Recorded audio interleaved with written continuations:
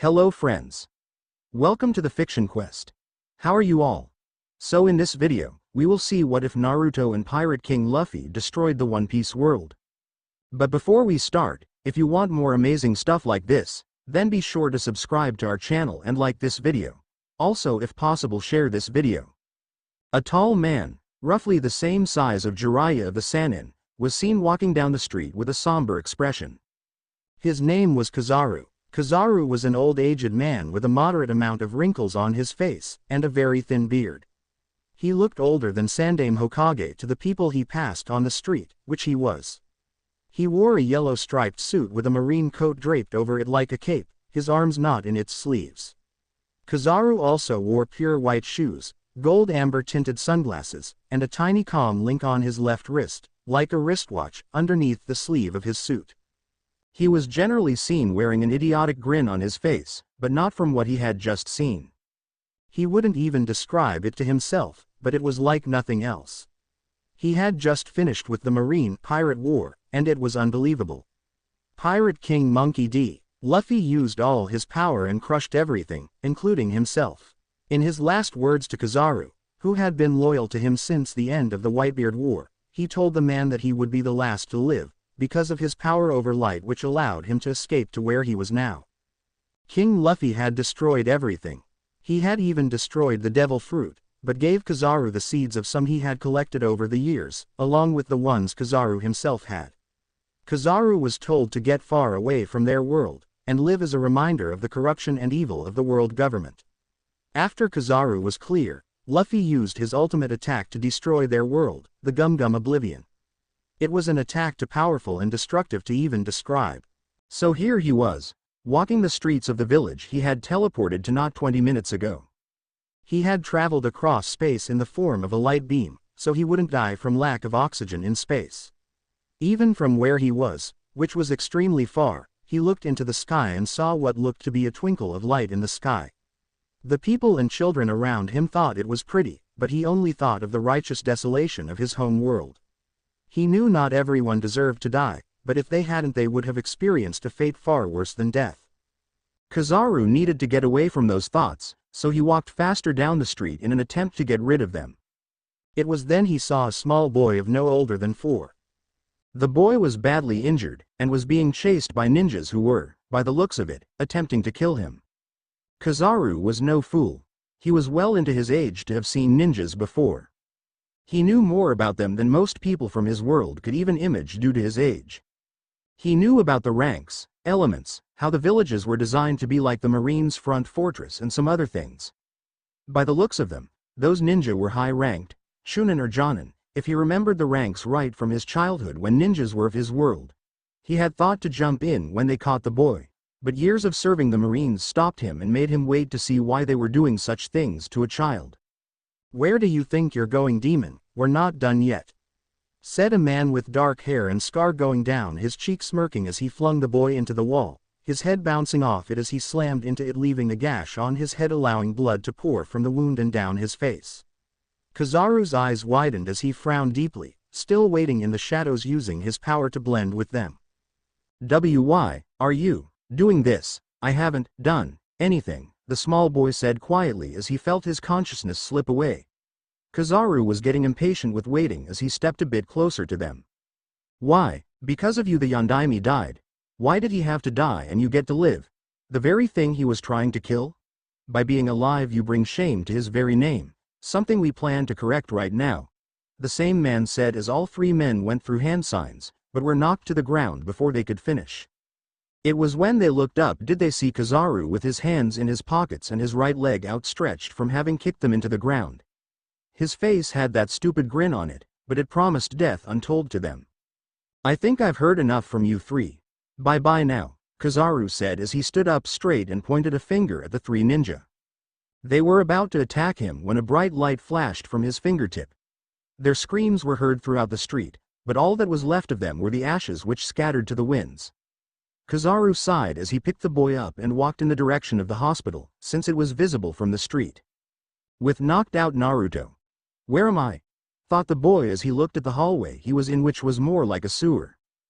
He looked at the large pipes and dripping water surrounding him as he made his way down the hall and found a huge cage at the end as what looked like a young teenage girl with fox ears and 9 tails looked at him in surprise. "Who are you?" he asked as he looked into her crimson eyes. She had fiery red hair that went halfway down her back, and her bangs hanging down the front of her. She wore a pair of black pants that had the right leg cut short revealing her leg. She also wore a red low-cut tank top with a black Jonin-style vest over it. Her cream-colored skin seemed to glow in the low light as the boy continued to stare while the woman looked at him, a small sad smile on her face which saddened the boy a little. "We're in your mind, little Naruto. You came here when you passed out. My name is Kyuubi and I'm sealed away in your body," she said as the boy looked at her. He gave her a confused look. Well, it was now or later, Kyuubi thought to herself. Why would anyone want to seal someone as pretty as you away? The boy asked in innocent confusion as Kyuubi blushed. She fidgeted with her hair a bit before answering. "Well, I did something that a lot of people thought was bad, but I had a good reason. I was tricked into attacking your village by a very bad man named Madara Uchiha," she replied, in a very short and simple version, so Naruto would understand as the boy looked at her. "That's not right, but I get beat up every day, and I've done anything either," he said sadly as Kyuubi looked at the floor, even more sadness. "They do that because they think you're me," she said as the boy looked at her while he watched tears fall to the ground before walking in between the bars and wrapping Kyuubi in a hug, surprising her as her eyes widened. "I'll just have to make them see that we're different and that you're nice," he replied as Kyuubi smiled before he disappeared. Maybe she would help him after all. When Naruto awoke. It was 2 days after the incident that Naruto awoke. His head and body was bandaged while he sat up. "Where am I?" Naruto asked groggily as he looked around only to find he was in a hospital room. Then he noticed a man with a yellow suit staring at him with a stupid grin on his face. "You're awake, I see. Interesting. Most people would be out for at least a week with the injuries you sustained," Kizaru replied in his goofy voice as the boy looked at him. Kizaru looked at Naruto stupidly, but with calculating interest in his eyes. "Who are you?" Naruto asked as the strange man continued looking down at him. Kizaru then stood up straight with his hands in his pockets trying to look cool. "I'm the completely awesome former Yellow Money of the Marines, Kizaru," Kizaru said in his coolest voice. Naruto looked at the man in awe, as he started to glow a cool yellow like the sun was inside him. Ah, he always did love making a good first impression. "I'm the one who found you. I brought you here to the hospital," he replied as the boy looked at him. "What is your name?" he asked as the boy blinked. "Naruto Uzumaki," he replied as Kizaru nodded his head at his name. "Well, Naruto, I'd like to show you how to defend yourself against attacks such as the one you just went through," he said as Naruto's eyes widened. Then Naruto smiled. "Really?" he asked excitedly as Kizaru nodded his head with his stupid grin never leaving his face.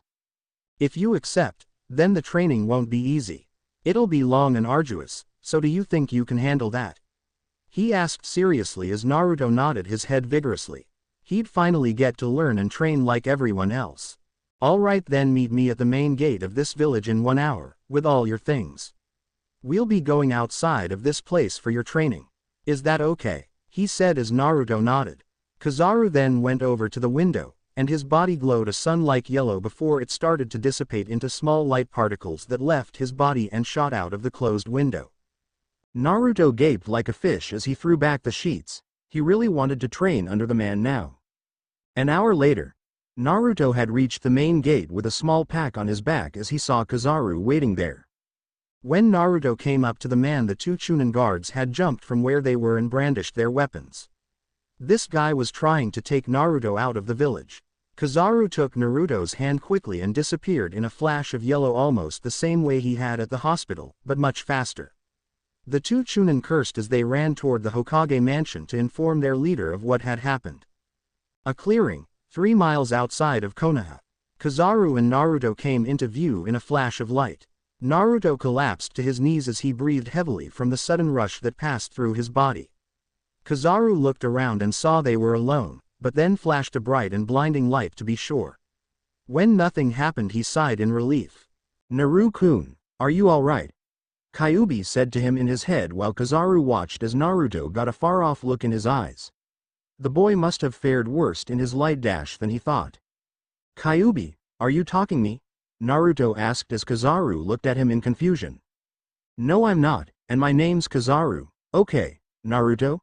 Kizaru said, but Naruto still had that faraway look in his eye. Kizaru remained silent as he just gazed at the boy. Yes, I was just testing to make sure our mental link worked, she said as Naruto nodded his head in understanding. Kizaru thought for a second the boy was going crazy, but left it until he questioned the kid. Kyuubi, why did you call me Naru-kun? Naruto asked Kyuubi as she scratched the back of her head. Because I think it's cute, and you should speak inside your mind or else Kizaru-san will think you're going insane, she replied as Naruto looked at her mentally, but not at all the same. Oh okay, and I like it, he said as Kyuubi looked at him and smiled a bit. Is it all right if I call you Q-chan? He asked as she nodded her head, which brought a smile to his face. Well, I should go, I have training to do, he said, vanishing from his mental link. His eyes returned to their normal look and Kizaru bent down to check Naruto as the boy looked at him. Naruto, are you okay? You were kinda gone there, Kizaru said quietly as he gazed Naruto in concern. You don't have to worry, Kizaru-sensei, I'm fine, Naruto said as Kizaru continued looking at him. Sorry, but you started talking to yourself, and didn't answer me when I said your name the first time, he replied as Naruto looked at him. Sorry, I was just talking to Q-chan, Naruto replied as Kizaru looked at him oddly. Q-chan? He asked, looking at Naruto in confusion. Yeah, Q-chan is sealed inside of me. She says I get beat up, because the villagers think I'm her, replied Naruto as Kizaru's eyes widened. Someone sealed inside another. That wasn't unheard of where he was from, but here too. It was usually dangerous to interact with the beings trapped within you, so he had to be cautious. Does anyone else know you can talk to her? Kizaru asked cautiously. Naruto looked at him. Naruto then shook his head. No, I just started to after I was beat up by those ninja, he replied as Kizaru nodded his head. Naruto, listen, I think it would be best to tell him everything as he has a trustworthy aura around him.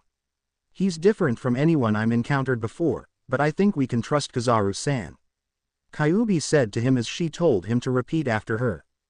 He did so without complaint, nor hesitation. She then had him explain the history of their world and where she came from and everything up to that point about the world as she knew it. Kizaru made sure to soak in every word as Naruto told them to him. Kizaru learned a lot, but also had to sit down after 3 hours of Naruto's non-stop talking. In the 5th hour, Kizaru had given the boy some food to keep him going. After another hour of Kyuubi's history class, Naruto was finally done, and out of breath. Kizaru looked at him and understood why the boy was attacked. It was no different than his people did with those who had devil fruit powers. Naruto, what is your dream? Kizaru asked out of the blue as he stared at the setting sun. To be strong and have lots of attention, Naruto shouted as he thought his dream would come true that instant, but didn't. Well, I'll help you there, but I need you to promise me something, Kizaru said as Naruto looked at him. What's that, Kizaru-sensei? Naruto asked as Kizaru turned back to him with a smile, not his stupid grin, but a true and reminiscent smile as he thought back to King Luffy. Naruto truly reminded him of Luffy, and Kizaru would help Naruto every step of the way, if he promised this one thing to him. Promise me you'll protect those close to you, and, Kizaru said, but the wind kept others, if there were any, from hearing the rest of his words. Naruto nodded his head with a smile on his face as Kizaru stood and assembled 2 tents. Good, now get some rest, Naruto. You have a hard day tomorrow, so you'll need it, Kizaru said as Naruto nodded while climbing into his tent. Naruto didn't know it, but from that moment on the elemental countries would forever be changed as he would be the one to do it. Naruto would grow up to have power unequaled, but kindness unfathomed. He would be the creator, leader, and most powerful member of the greatest organization to ever face the elemental countries. All is going according to plan, Naruto thought as he looked into the arena of civilian and ninja alike. He was inside the Chunin exam stadium with Tsunade and Jiraiya on either side of him. The people cheered at finally being rid of him, and the shinobi looked somewhat sad at him being banished, but he didn't truly care as he stood there with the stupid grin on his face. The ninjas thought the grin was to mask his pain, the civilian though he was just insane, but only some in the stands truly knew what that grin meant. The master plan is about to begin, they thought as they each started remembering their parts in it. Alright, everyone settle down. Tsunade yelled as they all became quiet. Danzo and the civilian council were in the cage booth, as the shinobi council members were in the crowd along with their clans and families. We are here to allow Naruto Uzumaki the chance to choose the people who are willing to go into banishment with him, she said loud enough for all to hear, while shushed voices came to life in the crowd as people began talking about who he would pick and who would possibly accept. Granny, why don't you tell them my real name? Naruto said calmly, shocking both Tsunade and Jiraiya. The crowd looked to their surprised faces, wondering what Naruto said that could have possibly shocked them so badly. How? Tsunade was about to ask, but was cut off by Naruto. Since as of today, I'm no longer a shinobi of this village, I can acquire my heritage. Naruto said with a foxy grin on his face as they froze. Naruto, how did you find that out? Jiraiya asked with a serious face and narrowed eyes. Naruto gave a slight chuckle, which sent chills up their spines. It was a bit too dark. Pervy sage, I've been in this village for far longer than the two of you have recently, so how could you think the truth would be hidden from me? Now, I think they deserve to know the truth and all of it. Naruto said in a calm, tranquil voice that neither of the two knew he possessed. Tsunade nodded as she stepped in front of the two males beside her. Jiraiya looked to Naruto out of the corner of his eye, but couldn't read the boy as he kept that stupid grin on his face. I believe that, before we let Naruto choose his people, we should unveil the truth around him, and I mean all of it. Tsunade said seriously. Danzo gave a smirk, as did the rest of the civilians over the age of 20, since they were old enough to remember the events of 13 years ago. The younger ones were just looking confused as they didn't know what she meant. 13 years ago the Kyuubi attacked our village, and we said the Yondaime killed it. That was a lie. The Yondaime actually sealed the Kyuubi away inside a newborn baby, but not just any newborn. Our Yondaime could never ask a parent to give up their child if he couldn't do the same first, so he gave his son, that was born on that very day. Tsunade stopped to allow the people to absorb the information. Danzo and the civilian council frowned deeply as they knew what she about to unveil. Danzo wanted to do something, but there were too many people around for him to, plus he still wanted to be Hokage, so he needed the people to believe he was a good and honest man, yeah right. He and Kushina Uzumaki, his wife at that time as you all know, gave the son they were to have in secret. They gave their lives to seal the Kyuubi inside their only son. The only other blonde-haired, blue-eyed ninja in this village beside the Yondaime. That boy was Naruto Uzumaki, Namikaze. Tsunade finished as she gestured to Naruto when she exclaimed his name. The civilian population were dumbfounded, and most of the ninja population as well. How the hell did they not see it? The sun-kissed blonde hair, the sparkling cerulean blue eyes, and the never-die attitude. He is the son of the Yondaime. Even the civilians that hated Naruto to their very core couldn't scream out in protest, as even they couldn't delude themselves about who his father was. They knew their beloved Yondaime would never use any child but his own. They wanted to shout it in protest, but couldn't because it was the plain, honest, and undeniable truth. They wanted to hang their heads in shame for how they treated the son of their best and most powerful Hokage, but their hatred for the fox wouldn't let them. So they just stayed quiet in silent hatred for the boy. The ninjas were all face-palming themselves for not seeing it earlier. How the hell could masters of disguise and secrets not have seen the plain and simple truth that walked past them every single day?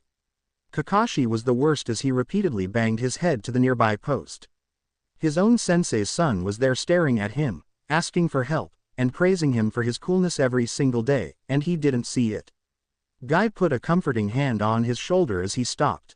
He looked back to see his fellow Jonin ninja look at him in concern.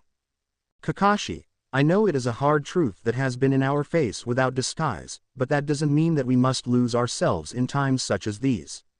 Guy said in his rare seriousness. Kakashi nodded as he looked to Asuma. Did you? Kakashi started, but Asuma cut him off with a raised hand and shake of his head. No, Shikamaru and his father did. He told me, and I knew, but thought you all did as well. To be honest, I didn't care about him being the Yondaime's son, but more about him as a person. That's the way my dad did, and that's my way too. Asuma said as the other Jonin around him nodded. They would follow the teachings of the Sandaime, even now. Not too far away the rookie 12, minus Naruto and Sasuke, who was hospitalized, were gathered as they talked about what their Hokage had just revealed. Okay, what the hell happened back there? Asked an impatient and somewhat angry Kiba. Even Neji wasn't shocked at his reaction. Well, from what I just heard, because apparently you became deaf, Naruto is the holder of the Kyuubi and the son of the Yondaime Hokage. Not really surprising if you weren't so blind and deaf. Shikamaru commented lazily as most of them nodded, but Kiba and Sakura. Lee decided that he would explain so they could understand. You see, because Naruto is Minato-sama's son, Iwa, the Hidden Rock Village, would feel compelled to assassinate him because of Minato-sama's actions during the Third Great Ninja War. So, they hide Naruto's true identity, but most likely would have told him by time he made Chunin or Jonin. He said as they slowly nodded. Neji nodded. Minato-sama was said to have wiped out an army of shinobi using his signature technique, the Flying Thunder God Jutsu. The Flying Thunder God Jutsu allowed him to instantly appear anywhere. Sakura only shuddered at the thought of that kind of power. Kiba grit his teeth. He didn't like the feeling he got when he saw the look on Naruto's face. It was still that stupid grin as he stood there, unmoving, like a stone statue. The Flying Thunder God Jutsu, able to wipe out entire armies in a single go. Ino said with a shaken expression on her face as she remembered her father's stories of it when he was in the war alongside the Yondaime. The Flying Thunder God Jutsu wasn't the only technique Yondaime-sama made. That technique along with his Rasengan made short work of even cage-rank ninjas, which were able to destroy entire villages. Shino said as he adjusted his shades while they looked at him. Tenten nodded as she stepped next to him. The Flying Thunder God Jutsu uses a special three-pronged kunai as a focus point. When he threw one, it was easy to anticipate where he would appear, but when he had our ninjas throw over 1,000, you and your armies were guaranteed to die. She said with a serious expression on her face. Choji spoke up as he added what his father had told him once. It is said that the kunai has an extremely complex seal sequence hidden within a sealing matrix. This was a mixture of fuinjutsu and ninjutsu. It even had genjutsu in it to make it all come together. The nickname, Yellow Flash, came from the fact that he would appear in a yellow flash of light. This blinded the ninja that saw him execute the technique, which effectively safeguarded the technique from people that wished to steal it. Choji said formally as if giving a lecture. They say he took that technique with him to the grave, Shikamaru said quietly as he gazed at Naruto. Only a few heard him, and one of them was Kiba. You think Naruto would get the Flying Thunder God Jutsu? Please, Naruto's a dope and dead last, he'll never master a technique like that. Kiba yelled out. Everyone, but Sakura, shot him a look that made him clap a hand over his mouth and sit in the corner. Now everyone knows what we're talking about, you jackass, thanks a lot for that. Ino said, clearly annoyed, as she slapped Kiba in the back of his head. With Naruto, he stared at the crowd in front of him with a stupid grin, not moving an inch, or giving away any tells to his emotions. It was a surprise to some of the people who knew him, but not to all. He then turned to Jiraiya as he changed his grin from stupid to foxy. You can give me my inheritance now, and don't argue or question. You were supposed to take care of me, Godfather, but I'm all grown up now, so you don't have to. Also, don't worry, I understand about your spy network, so I forgive you for being away all 13 years of my life. Naruto said mockingly as Jiraiya gave him a proud look, but also rolled his eyes. You know, brat, you're a bigger person than anyone else would have been about everything you know. Any other person would have demanded their rightful things like a spoiled brat who never got daddy's attention, but you're just something else. Jiraiya said as he took the huge scroll off his back. He opened while placing it on the ground and did a few hand signs. He then placed his hand on top the Yondaime's name on the Toad contract. In a puff of smoke several scrolls and items showed up. Jiraiya quickly gave them to Naruto while the smoke obscured the vision of others and Naruto sealed them away in a scroll, but really he sealed them into the device under his sleeve. When the smoke cleared, a small toad was seen by all as it hopped away. Everyone was confused, but Jiraiya stepped forward to tell a quick lie, which they all believed. Tsunade then turned back to Naruto as she gave him a knowing smile. Naruto gave her a foxy grin in return as they shared knowing looks with one another. Naruto Uzumaki Namikaze, Tsunade started, but Naruto stopped her with a raised hand. Please, just Naruto Uzumaki. It is the name I've gone by my whole life, so if anything call me, Naruto Namikaze Uzumaki. Naruto said with her nodding in acceptance. Naruto Uzumaki, will you please call out the names of those you wish to join you in banishment? If they accept, then they're to come down here and join you here. If they do not, then simply go on. Tsunade said so everyone could hear her. Fine, for most of you that have accepted me I know you would follow me into banishment, but I couldn't do that to some of you, because you would be happier and safer in Konoha than with me. Naruto said as Iruka, Tsuki, and some others looked saddened as they knew he was referring to them. Now with that said, I'll pick my people, Shikamaru Nara, Hinata Hyuga, Shino Aburame, Ino Yamanaka, Rock Lee, Enko, and Shizune. Naruto said loudly so they could hear him. As their names were called they jumped from the stadium to behind him in a perfect lineup beside one another. Many were shocked by the people he called out, but they were even more shocked that each and every person he called had jumped to him like they were waiting for their master. Shikaku and the others were shocked their children would abandon their village so easily, but then thought of the way the village had treated Naruto, so they didn't say anything. Most of the shinobi were shocked Enko had been called, and more surprised that she actually joined him. They a bit surprised at the loyalty she and the others were showing him. Tsunade and Jiraiya, although, were the most surprised by Shizune. They didn't think he would call her, or that she would so readily join him as she was. Shizune, you'd go with Naruto into banishment. Why? Tsunade asked with a sad expression. Shizune had been her traveling partner for over 5 years, and she was like a daughter to her. She had trained Shizune in everything she knew, going as far as to let her sign her name in the slug contract. It hurt to see Shizune go, but she just wanted to know why. Because, Naruto needs me, and he called for me. Shizune answered with more emotion than they thought she had for Naruto. It just occurred to Jiraiya that when the two first met they acted like old friends. He narrowed his eyes as he tried to read Naruto, but found nothing past that stupid grinning mask. Well then, I think that's everything. Oh wait. Since the time has come, I believe it's only right to show you all, the real me. Naruto said as he put his hands in the ram hand sign. The people, Tsunade, and Jiraiya looked confused. Glint glint kai, Naruto said calmly, but his voice rang out in the stadium. There was a bright flash of light as everyone looked away or hid their eyes. It was when they looked back did they see something truly shocking. Naruto had changed quite a bit. He was much taller now, making him an inch taller than Shino and Rock Lee. His hair was longer and pulled back into a ponytail. He was more toned and all his baby fat was gone. The greatest change came with his clothes. He wore a black Jonin-style uniform with a marine-style coat draped over his shoulders like a cape while on the back it read, Warlord, instead of Marine.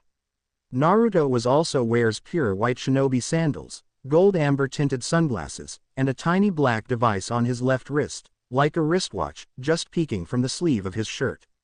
He was wearing his idiotic grin on his face as the people gazed over him with wide eyes. The civilian council didn't pay the sudden change much mind, but Danzo and the elders were on edge as they gazed at him. Kakashi and the other high-ranked ninjas were preparing for whatever might happen with that change.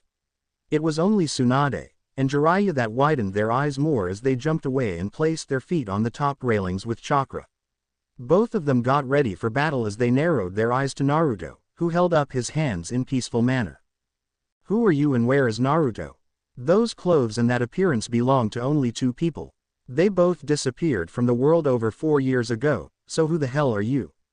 Tsunade yelled as she demanded to know who he was, but Naruto only changed his grin from idiotic to fox-like as he gazed up at her. Granny, I'm hurt. You don't remember me the last time I took my true form. I'm still Naruto, but now I'm free to do as I please. Naruto said offhandedly, with their eyes widening again as they sensed no deception in his voice. This still didn't cause them or the other shinobi to drop their guard. Naruto, you're the yellow fox from over 5 years ago. You're the one who liberated the Mist Village along with the Yellow Monkey Marine. It was you and that man that helped Sarutobi-sensei plan against Orochimaru for the Chunin exam. Jiraiya asked with Naruto nodding as he listened to the questions. Yeah, that was us, but Kizaru-sensei and the old man, I wish I could have done more for them. Naruto said as he remembered just 3 months ago, the deaths of the 2 people he looked to his grandfather figures.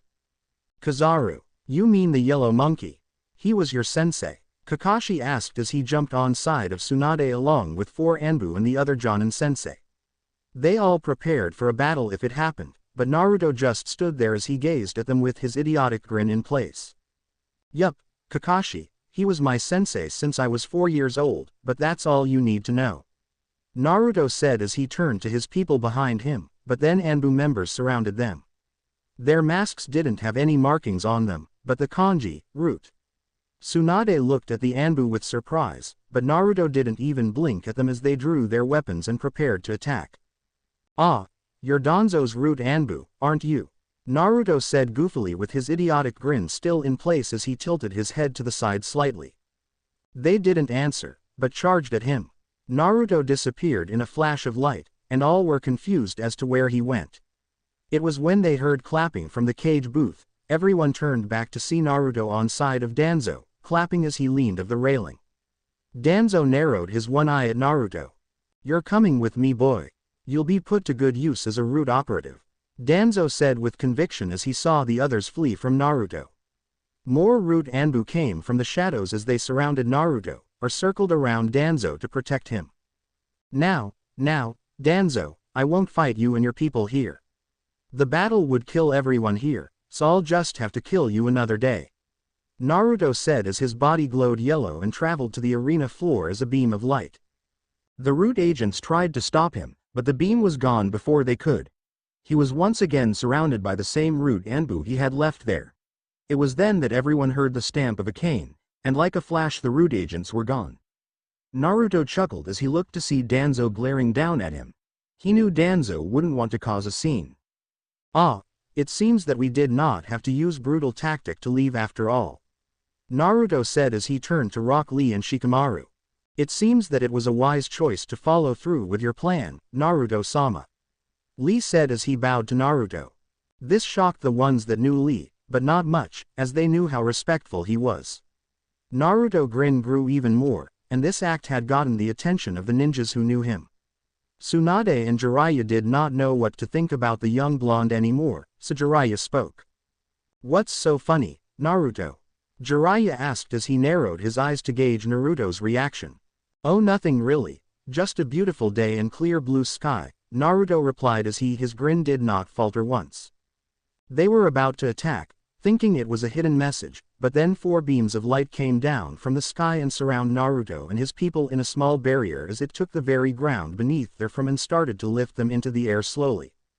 Everyone, civilian and shinobi alike, looked to the sky to see where the beams had come from, only to see a black rip in the sky as it was taking them in while they all looked down onto the people with serious cold faces, except for Naruto, who had his idiotic grin, but his eyes were as cold as ice as he too gazed down at his now former people. To think people of your caliber were not able to see past the illusions I had created, Konoha-sans. Although, I'm impressed, Kurenai-san almost saw past my disguise a number of times, but was blind to the other illusions. Kakashi even caught me sometimes, as when we defeated Zabuza and Haku-chan. Jiraiya nearly caught me in the act, but thankfully Orochimaru interfered. You were all such wonderful playthings, but now my true plans can commence. But, even I must admit, that for mere humans, you were quite amusing. Naruto said as they gazed up at him. All the people he mentioned trying to think of what he was talking about, but couldn't think of a single thing they almost caught him doing. Now is the time I should declare war against Konoha for your actions against me, since I can now legally do it. Naruto said as his grin became feral and his eyes red. The Konoha ninjas tensed as they thought he was going to release the Kyuubi upon them. But, I won't. You should thank your Sandaime Hokage for that. It's for him that I won't destroy you all now, but if you give me a reason to, he said as his face became serious, I shall take those precious to me and destroy this village before you can even comprehend its destruction. Naruto said with a dark, yet cold edge in his eye. Naruto, just what is it that you want? Kakashi asked as he gazed at his now former student. When Naruto looked at him, it made the copy ninja flinch back as the gaze was cold and full of frozen rage. If I had any desire to tell you of my plans, even if you had somehow figured out what I was up to, I seriously doubt you would even have the strength to stop me or much less do anything to slow my plans. Just know that you'll know our names before the end of this year, Kakashi Hatake. Naruto replied as he looked toward Kakashi. He then gave a goofy smile as he waved.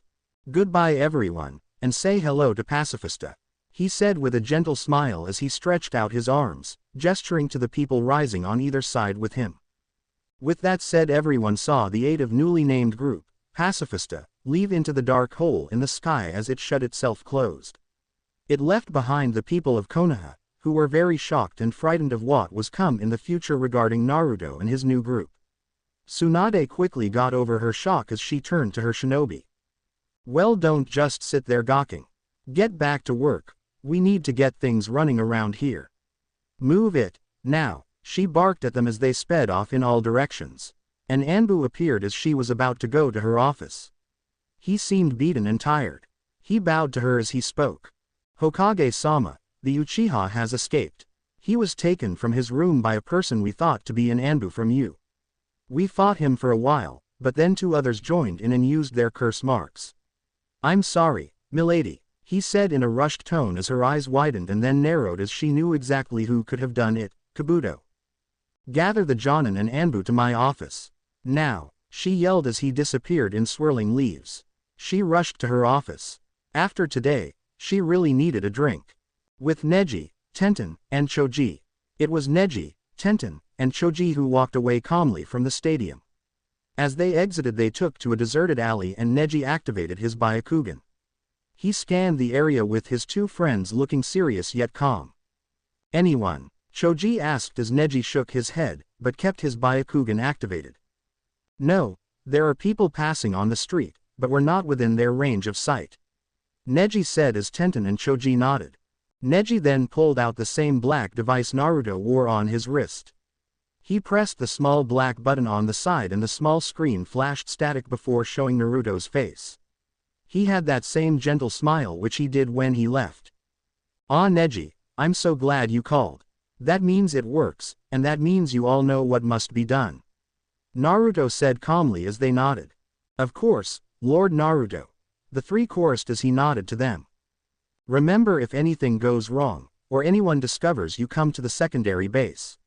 I'll give you coordinates to the main base when we take over that area.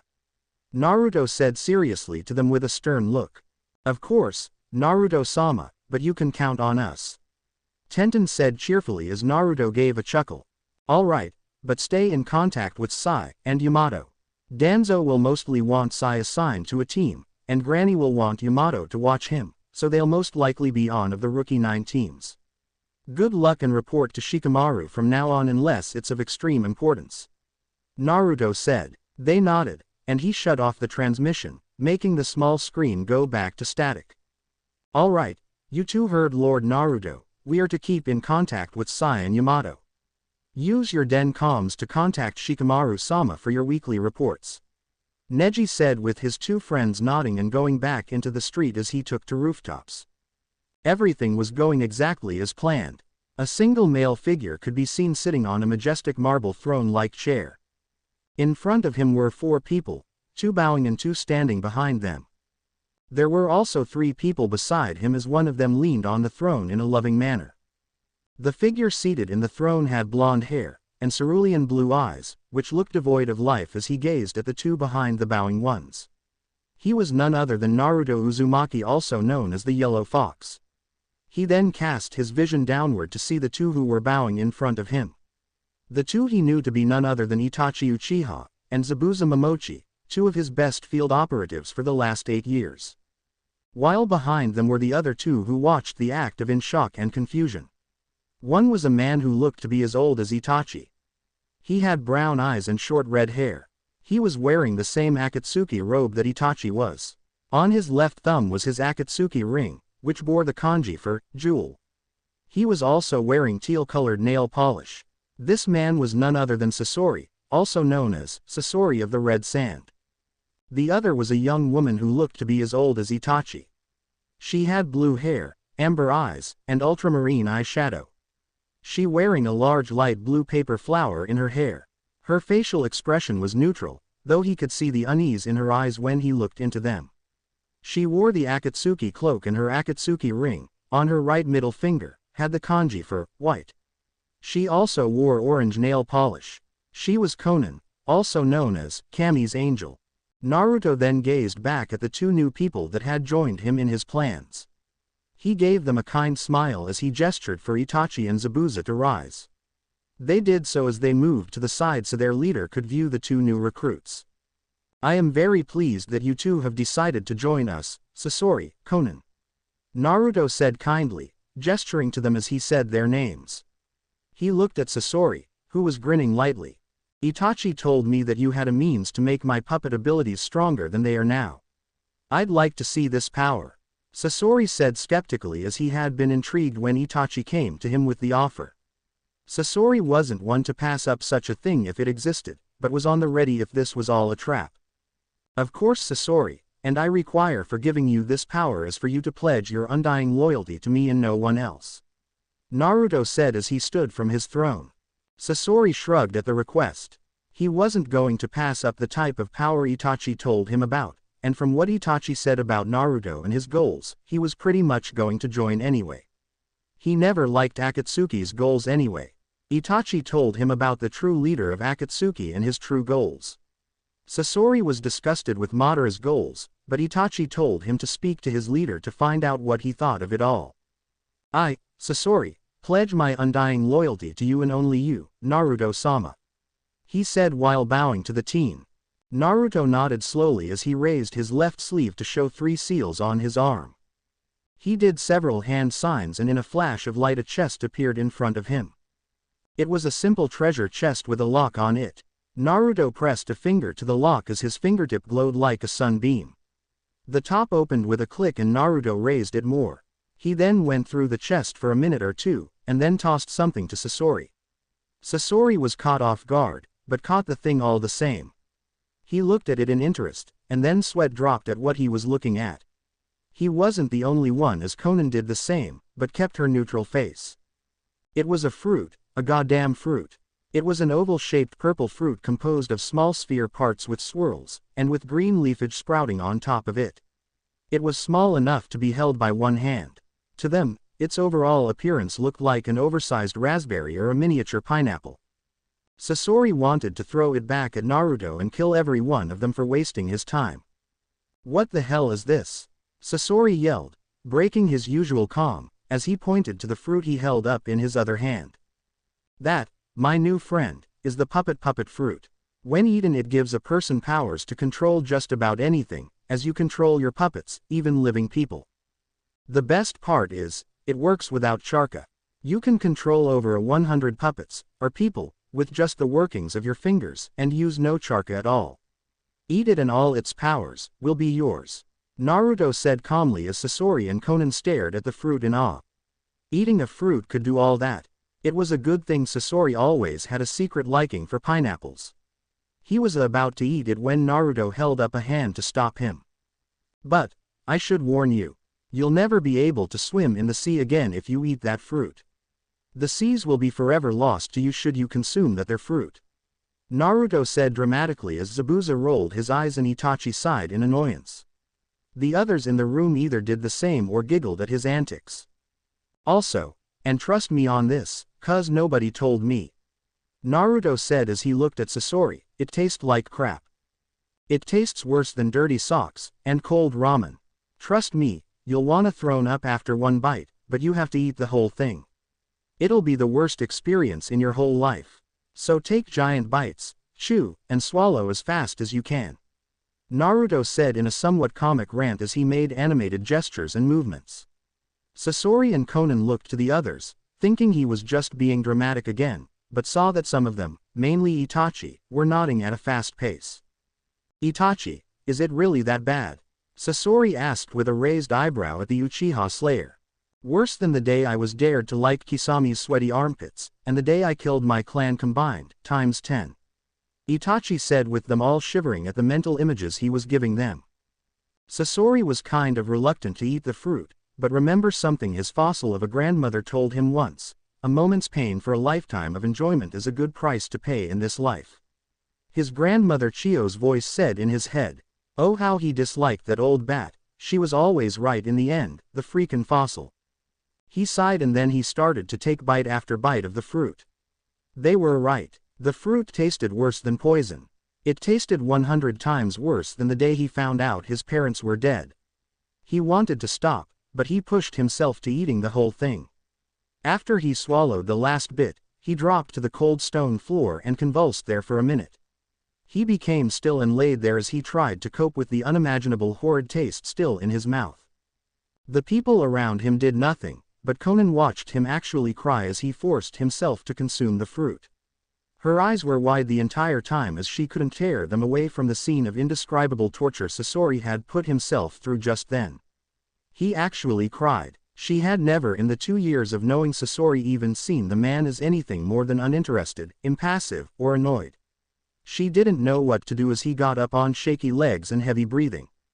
Worse experience of my 25-year-old life, Sasori said out of breath as he still could taste the fruit in his mouth. Itachi tossed him some mouthwash and he used it. He rinsed his mouth with it, and drunk it to remove the taste from his stomach too. Told you so. Naruto chirped like a 6-year-old girl.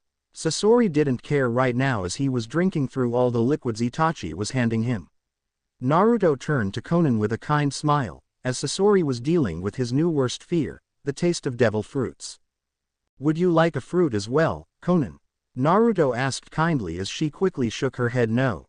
She wasn't sure if she was tough enough to take that kind of pain from eating fruit. Well then, since Itachi told me what you are capable of, I won't have given you a devil fruit anyway. There aren't any that deal with origami. Naruto said as he sat back down in his throne. He gazed up at the people on the sides of his throne. They were Hinata, Shikamaru, and Shino. Hinata sat in his lap when he sat down and snuggled into him. Zabuza, what of the ones on your end? Naruto asked without even looking toward the man as he bowed to his master. Naruto-sama, they did not refuse, but are only able to meet with you on a later date as they were caught attempting to leave the Mist Village. Zabuza said, never moving from his bowed position. That's all right, Zabuza, I wouldn't want them to be deterred by what just happened. Now Itachi, would you please take Sasori to the room where the others are? I would like him to know some of who are in my ranks. After that, take him to train with his new powers, or let him rest from his troubles. Naruto said calmly and kindly as Itachi bowed and did as he was ordered. Now Konan, you must pledge your loyalty to me, and I'll see what I can do about your friend's problems as Itachi has told me. Naruto said as Konan nodded and bowed to him. She remembered why she was here. It was to kill Madara and get her old Nagato back. She was tired of seeing that man manipulate her friend. She used to see him as someone who could be her lover, but now he was dark, evil, and believed what the villagers told him, that he was a god of some kind. That made him arrogant and foolish as he would tell people those words when he defeated them, or faced them. She only hoped that Naruto was as powerful as Itachi had claimed when he came to Omegakure to speak with her personally. At first she didn't believe it at all, but Itachi told her to simply come and she would know, like he did. She came, and now she knew. The boy in front of her just radiated power, but also kindness, compassion, and love. He was exactly like what Nagato used to be, but without all the newfound arrogance.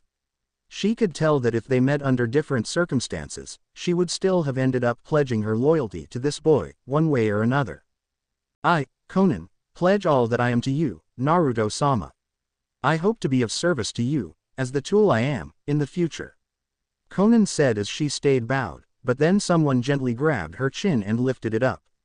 It was Naruto as he had a stern expression on his face, but she could tell it wasn't of anger. I'll tell you the same thing I told Haku when she and Zabuza pledged their allegiance to me, you are not a tool. I don't need tools, because if I did, I'd go to a blacksmith. I want human beings with emotion and thoughts. One as beautiful as you doesn't need to be a tool for fodder anyway. Naruto said kindly, but sweetly as he spoke of her beauty. Conan blushed as he helped her onto her feet from her bowing position, though her mind was racing as she tried to figure out when he had moved to stand in front of her. Conan looked back at the throne to see the girl, who she thought was Naruto's lover, sigh at them like they were some romance scene to be watched. Conan could tell the girl had feeling for Naruto, so she wondered what the girl would do if she tried to pursue a relationship with Naruto. It wasn't the fact she was a decade older than him, or the fact that they barely knew each other, but the fact that he was a guy you find once in a lifetime, if you're lucky. She once thought Nagato was that guy, but she could see she was wrong now. Well now, why don't you join the others while I have a talk about today's events? Why don't you show Conan around and introduce her to the other girls, while we talk a bit about our two new members, Hinata? Naruto asked, with Hinata getting up from the throne and swaying her hips as she walked to Conan. She turned slightly as she placed a finger on Naruto's chin when she passed him. She and Conan were almost out of the room when Naruto's voice rang out to them. "Oh, and welcome to Pacifista, Conan. Oh, and please tell Sasori that as well," Naruto said loudly, but kindly as she nodded. "Of course, Naruto-sama," Conan replied as she walked out the door, close behind Hinata. "Pacifista, I like that name," Conan thought as she walked behind Hinata. Naruto sat at a large round table with 6 other chairs spaced between each other at the table. It was large gray marble table with a device in the middle. Naruto sat there sipping tea as he waited for the other 6 people to arrive from their missions. Each chair had a cup of tea placed in front of it. The door at the far end of the barely lit room opened, letting the light from outside of it shine on Naruto. In the 3 years Naruto had a significant growth spurt that was noticeable to all, making him the same height as some in his age group, if not taller. His hair was still pulled back into a ponytail. He wore a black and orange Jonin uniform with the marine-style coat draped over his shoulders like a cape. On the back it read, "Warlord," instead of Marine. He was also wearing his pure white shinobi shoes and a tiny black Dencom watch on his left wrist, just peeking from his sleeve. The person who had entered the room was Gaara, with his normal emotionless face as he walked toward the table with purpose. He wore a dark red Jonin uniform with his warlord coat, his arms in his sleeves, unlike Naruto. He wore black shinobi shoes and his Dencom watch on his right wrist, just peeking from his sleeves. He still looked the same as he did 3 years ago. Gaara sat in the chair marked with the kanji for crocodile. "Ah, Gaara, nice to see you. Are the others on their way?" Naruto asked as he gazed at Gaara from over the rim of his teacup. Gaara gently grabbed his teacup and began drinking it as he nodded. He sat it down and gazed at Naruto, who was smiling kindly. "They're just arriving, but 2 of them were still at their missions, so they said they send the dem holograms in their place since they cannot arrive in time," Gaara said in his emotionless and impassive tone as Naruto nodded, knowing exactly the 2 who wouldn't make it. It was then that another person came through the door, this one being Anko. She was exactly the same as before, had left Konoha, other than the warlord coat she wore in place of her old trench coat. "Sorry I'm late, Naruto-sama, but I had to be sure that Snow Country Princess wasn't trying to double-cross us," Anko said as she took her seat, which was marked with the kanji for snake. "I told you, Anko-chan, Koyuki-chan would never betray me, but if she did I would have to wipe out her country after finding out why," Naruto said gently with a smile as he settled back into his chair. Gaara's face didn't change at Naruto's ruthless claim, but Anko grinned at it. "All that aside, what did she say?" Gaara asked as he brought his hands up and folded them with his arms resting on the table. "Oh, that she wouldn't interfere with us as we're allied with her, but she hopes you come next, Naruto-sama, as she wants to get more personal with your conveyances," Anko said with a wide grin as Naruto chuckled and nodded. Then the door opened again and in walked Rock Lee and Shikamaru. Lee had changed much over the years without Gai-sensei. Lee had grown taller, being the same height as Naruto. His hair was much longer and fastened in a braided ponytail stopping at his mid-back. His attire had become more of a traditional Chinese. He wore pale gray robes with a design of green leaves on the edges, with a green ribbon showing a curled gold design tied in a loose bow around his waist. Underneath it, he wore the standard black mesh shirt with red lining, and wore puffy green pants that were wrapped around the ankles with bandages as well as black shinobi shoes. He wore his warlord coat over his outfit with it not having sleeves at all. Shikamaru hadn't changed too much over the 3 years. His hairstyle remains the same, but he changed his earrings from rings to studs. He has grown noticeably taller, being a few inches taller than Naruto. He kept his Chunin vest, along with a black long-sleeved shirt paired with matching pants and shinobi shoes, and green-lined mesh armor on his wrists and ankles. He wore his warlord coat over his outfit with his arms in the sleeves. They each took their seats as they reached the table. Shikamaru sat between Gaara and Naruto in the seat with the kanji for stag, and Lee sat between Anko and Naruto in the chair with the kanji for turtle. They both exchanged greeting with the others as the two empty seat, one with crow, and the other with scorpion, flicked with a grayish vision of Itachi and Sasori. "Ah, I see we're all here, and then let us present ourselves like we have some manners," Naruto said with an idiotic grin as they either chuckled or rolled their eyes. Naruto Namikaze Uzumaki, the first warlord, leader of the warlords and pacifista, and lord of Wave Country, the Yellow Fox, present and accounted for, Naruto said with goofy dramatics. Gaara of the Desert, the second warlord, Kazekage of the Sand Village, and lord of Wind Country, the Desert Crocodile, present and accounted for. Gaara said in his usual tone. Shikamaru Mariya Nara, the third warlord, second in command and advisor to Naruto-sama, lord of Waterfall Country, the Shadow Stag, present and accounted for. Shikamaru drawled out lazily. Anko Mitarashi, the fourth warlord, fourth of Naruto-sama's ladies, lead interrogator, lady of Tea Country, the Snake Princess, present and accounted for. Anko said with a snake-like lick of her lips at Naruto. Sasori of the Red Sand, the fifth warlord, second lead spy, and poison expert of Naruto-sama's, lord of Vegetable Country, the Poison Scorpion, present and accounted for. Sasori's hologram said in its Hirako form. Itachi Uchiha, the sixth warlord, first lead spy, and genjutsu expert of Naruto-sama's, lord of Snow Country, the Burning Crow, present and accounted for. Itachi's hologram said as its Sharingan eyes glowed brightly crimson in the barely lit room. Rock Lee, the seventh warlord, commandeer of the outside agents and taijutsu expert of Naruto-sama's, lord of Mountain Country, the Iron Turtle, present and accounted for. Lee exclaimed as he stood and saluted to Naruto, who nodded in return. The others didn't even react to the loudness of his voice or his antics as they had all known Lee for quite some time. Now then, let us move on to the reason I called this meeting on such short notice. Since a month ago, when Lee became our final warlord, I've been thinking. We all rule of these countries, either secretly from even the daimyo themselves, or publicly with an iron fist. I was thinking that we need another base of operations in which our people could roam about without being seen as suspicious by the ninja. We need to take over a country by force and use it as our main base.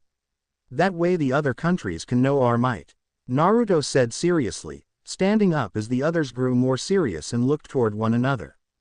What did you have in mind, Naruto-sama? Lee asked curiously as the others listened.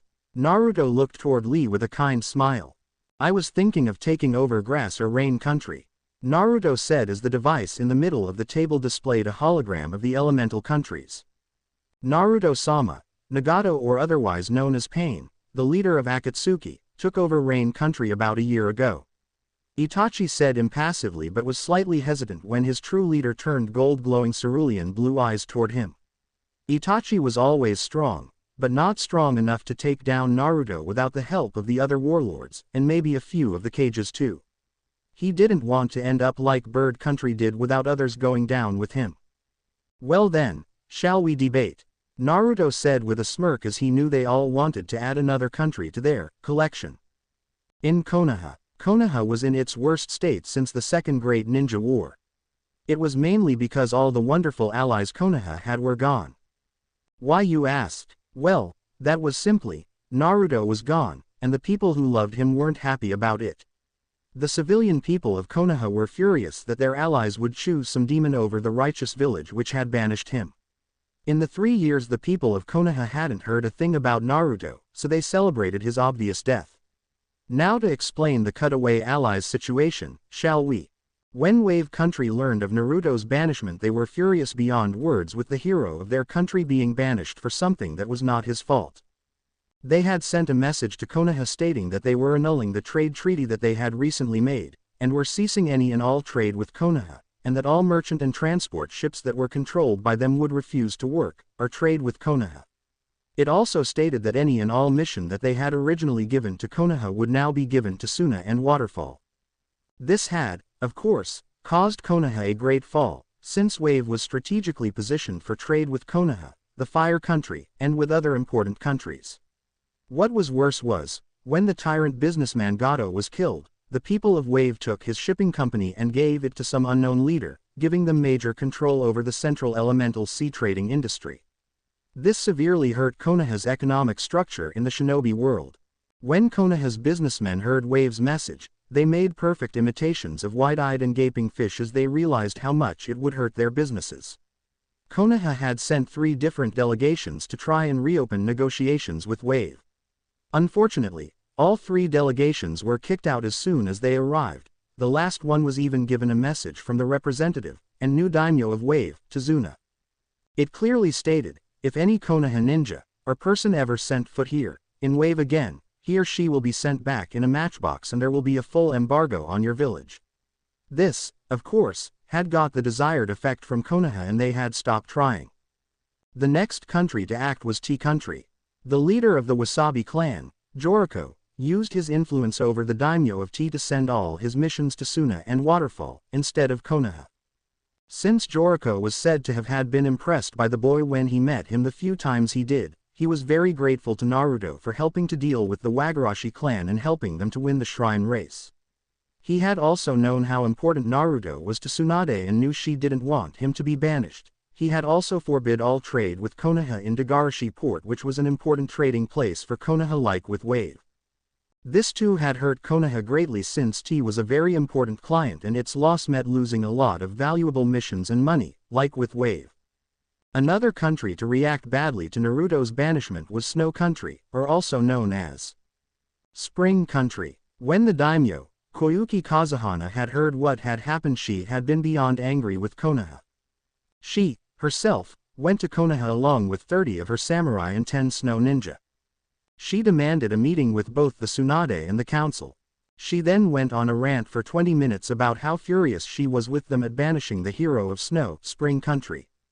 After which, she informed them that she was annulling Konoha's alliance with both Snow, Spring Country and the village hidden in the snow, which she had allowed to be maintained under the control of a few ninja that had been loyal to her father before her uncle took control. She also annulled the technology trade agreement with Konoha, where Snow, Spring Country was planning on sharing some of its advanced technology with Konoha, as well as annulling all other trade agreements with them. This had greatly hurt Konoha, since many members of the council, especially members like Danzo and Kaharu, who were almost drooling over the ideas of having weapons like chakra armor and the volley guns to strengthen Konoha. The council tried to persuade Lady Koyuki from annulling both the alliances with her country and village, but she wouldn't budge. She even told Jiraiya that she refused to star in the Ika Ika Paradise movie and that she would have some of her friends in the movie industry make sure that it would never be made. This of course caused the super pervert, and even Kakashi and Ebisu to each have 3 simultaneous and unexplained heart attacks. Lady Koyuki soon after left the village, not wanting to stay in it any longer. Soon after that, Shibuki, leader of the village hidden in the waterfall, arrived in the village with 2 squads of Jonin ninja demanding a meeting with the Hokage. Shibuki had been greatly angered by what Konoha had done simply. He had also stated that he had become disgusted at the way they had treated a good friend of his, especially one that had taught him how to be a real leader for his people, not to mention that Naruto was a hero to his people, since he had saved them from the rogue Jonin ninja Suion and his followers, who were taking over his village and stealing the hero water from them. Shibuki then informed Tsunade that he and the Waterfall Council and the villagers of Waterfall had agreed to destroy their alliance between their villages, since they wanted no part of Konoha.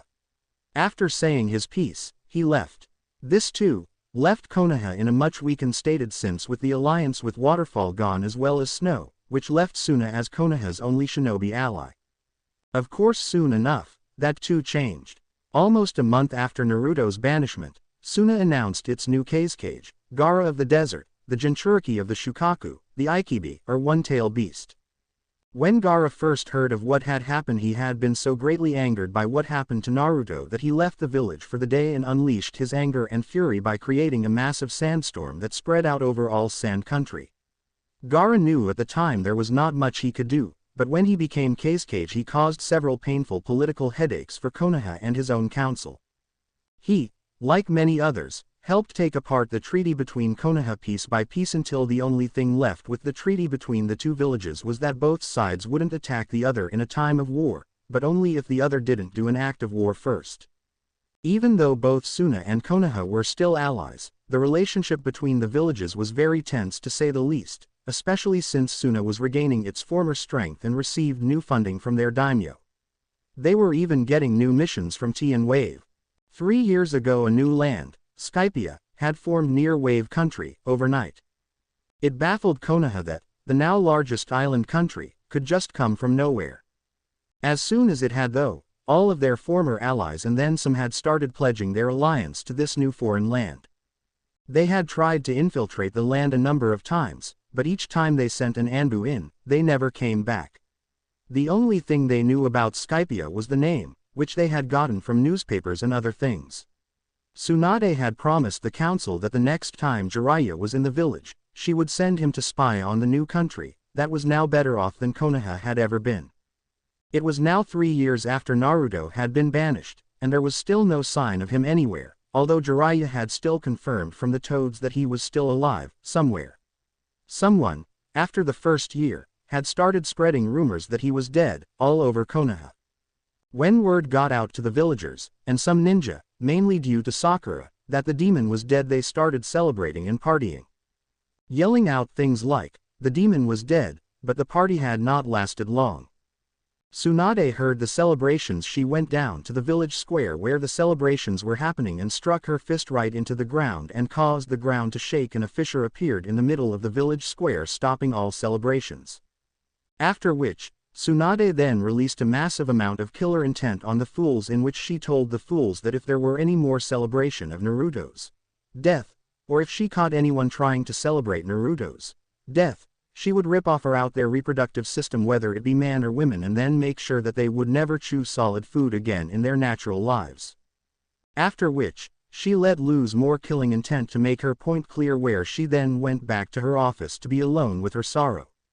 Now, with Konoha's current situation, the beginning of the Fourth Great Ninja War, Orochimaru decided to form his own alliances, or to be more precise, his own army of nations to help him destroy Konoha. After his first attempts at getting Sasuke Uchiha and the power of his Sharingan, which all ended in failure, he decided to secretly raise a new army of ninjas to destroy Konoha with, as well as find new allies that hated Konoha as much as he did. He did after recruiting and training his forces, and creating a larger army of sound ninjas than he had when he first invaded Konoha. He then went and got Earth Country to join him in his Burning Leaf Alliance, due to their long-standing grudge against Konoha. He then got the village hidden in the grass to join him, which was not too surprising since Grass and Konoha were never really friendly. It was also common knowledge that Grass wanted to take Konoha place as a member of the 5 strongest ninja nations. The next and last member to join was Wood Country, who was thought to have been wiped out by Danzo's route, before they were first disbanded after the end of the Second Great Shinobi World War, which was why they joined Orochimaru, so to get revenge on Konoha for trying to wipe out their country. The war had only started 2 months ago, and there had yet to be any major battles, although there were some large fights over some key positions in Fire Country, but fortunately Konoha came out on top of most of them. Now the village council was arguing over how best to deal with the war, and it was not going well. Silence. Tsunade bellowed as she slammed her hand on the table, which splintered under it. It then started to reform itself. She breathed a sigh of relief, thanking Jiraiya for the seal which kept her from replacing the 100th table in the last few years. Tsunade, we must crush Orochimaru and his forces before they gain any footing in Fire Country. If they do, then it'll be all the harder to stop them. Kaharu said from her seat next to Danzo and Homura. No, we have to protect the people. If we send all our forces to battle Orochimaru, then who will protect the civilians? It's going to take all our ninja, just to try and stalemate Orochimaru and his new allies. If only we still had Naruto and those allies he got us, then we could have just charged out there and cut Orochimaru's head clean off. The Anbu captain said as the civilian council, Danzo, and Kaharu frowned while the shinobi council and others smirked at them. Well, too bad, the demon is dead, so we don't need him anyways. Besides, what about that new country, Skypia? I'm sure they'd love the chance to help the strongest of the 5 great nations. It'll be good for them to have a treaty with us. Sapura Haruno said smugly as they gazed at her. She's right, and it'll give us the chance to spy on them and discover their secrets. Danzo said with a blank face, but Tsunade could basically hear the smirk and greed in his casual voice. It was then that Jiraiya showed up in a poof of smoke. They all turned to him. As he showed up, his face more serious than most of them knew he was capable of. Tsunade turned to him and saw this. She knew that whatever got him stone-faced and not dancing was life-threatening. Tsunade Haim, I have some urgent news from one of our patrols at the borders. Jiraiya said in all seriousness. Well, what is it? Tsunade demanded. She had a bad feeling of what it was. As you know, Orochimaru and his allies have been trying to get a foot in Fire Country for 2 months. Well, they've finally done it. Jiraiya said grimly as they all gasped. How far in? Tsunade asked with him giving a small smile. Not far. Just inside the border, but that's still bad for us because they'll just keep pushing. Jiraiya said as Tsunade leaned back in her chair with a heavy sigh. Did we lose any men? Asuma asked with Jiraiya shaking his head. No, it was the border part near grass, so it was all John and Ninja. They regrouped and got back to the fort near the border. Jiraiya explained with the shinobi council breathing a sigh of relief. Well, any other news, good or bad? Tsunade asked as she sat back in her chair and rubbed her temples. Yeah, actually, Orochimaru tried to attack Skypia and was dealt with, hard. Jiraiya said, his face serious again. Everyone jerked to attention in their chairs. So this was why he had been so serious when he first came in. Orochimaru and his allies attacked Skypia with warships, prison ships, ninjas, and weapons. The attack lasted less than 5 minutes, with only 10 warriors from Skypia coming out the sea and face them. 1,000 versus 10, and those 10 warriors wiped them out completely. They freed the prison ships, which had about 300 prisoners, and allowed them into their land. From what my spy network says, they used strange powers and weapons, like airships they commanded and other things. Jiraiya said as everyone's eyes widened. Skypia had been silent until that battle, but they had always taken the silence for weakness. Apparently that was not the case. After a few minutes everyone got over their shock, to which the council room erupted in shouting and yelling, about what they had just heard and what Konoha should do, as well as other things such as, how could Skypia become so powerful without us knowing? It just came into existence a little over 3 years ago. Kaharu shouted as she looked to Danzo for answers, to which she got none, and that pissed both of them off. We must send our ninja in immediately to steal the plans to those weapons and ships. Danzo shouted to Tsunade, who frowned in return and said nothing. We must attack them now, before they turn against us and join Orochimaru. Sayuri Haruno shouted, to which of Tsunade had enough. Silence. Tsunade roared as she let massive amounts of ki, killing intent, and slammed her fist down onto the council table, which caused massive cracks to be seen on the table that sealed themselves immediately. Soon enough everyone calmed down. They were about to continue talking when Kurenai burst into the room with Guy, Asuma, Kiba, Choji, and Neji close behind. Hokage-sama, urgent news. Kurenai said as she bowed to Tsunade. Report. Tsunade commanded. The Alliance request to Sea Country and Moon Country were both denied, at the same time, as they have joined with Skypia and their newly named, Straw Hat Alliance. The Princes of Moon and Sea both denied us at the same time during a meeting between the two. Kurenai said as the council began shouting again. Tsunade raised her clenched fist, and all was quiet again. So basically you're saying that those two fools decided to join this new country instead of Konoha, especially with me to become the Rokudaime Hokage. They're more stupid than I thought, so when I become Hokage, they'll be dealt with along with Skypia. Sasuke said, since he was now part of the civilian council, as he scoffed at those who would be weak compared to the might of the Uchiha. Yeah right, jackass. The shinobi council frowned at him and the civilians praised him. You all do realize this shows that whoever the leader of Skypia is would be an extremely troublesome person for us should they ever become our enemy. At the very least, they're a master strategist and tactician since like in a shogi game they checked both Orochimaru and us in one move. They defeated Orochimaru and stole our potentially allies all before we knew it was going to happen. Shikaku said with a serious face, but on the inside he was excited. They'd probably be an interesting person to play shogi with though, thought Shikaku as he finished speaking. Shikaku's words caused a great deal shouting in the room where people began to argue what they should do about Skypia and the Straw Hat Alliance.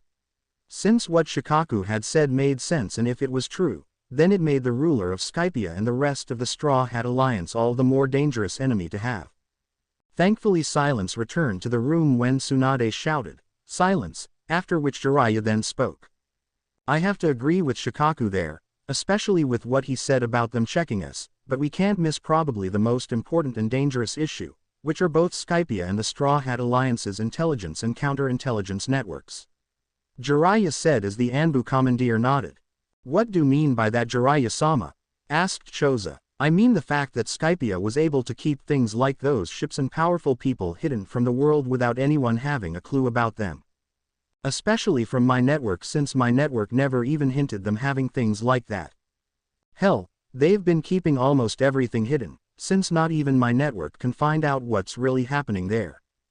To be able to keep those things secret from everyone, without so much as a hint about them, is nothing short of amazing.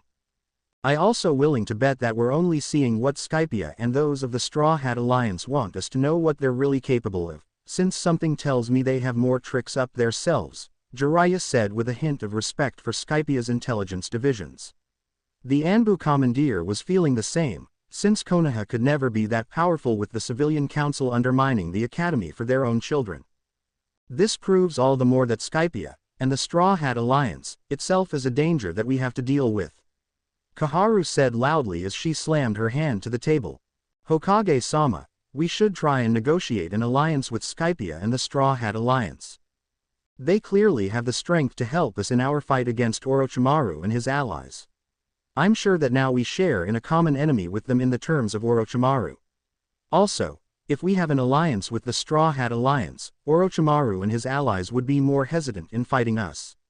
Hiashi said with closed eyes as he didn't want to see the people around him, especially Sasuke. Hiashi hated the boy with a passion, and that was only because Sasuke was an arrogant little prick.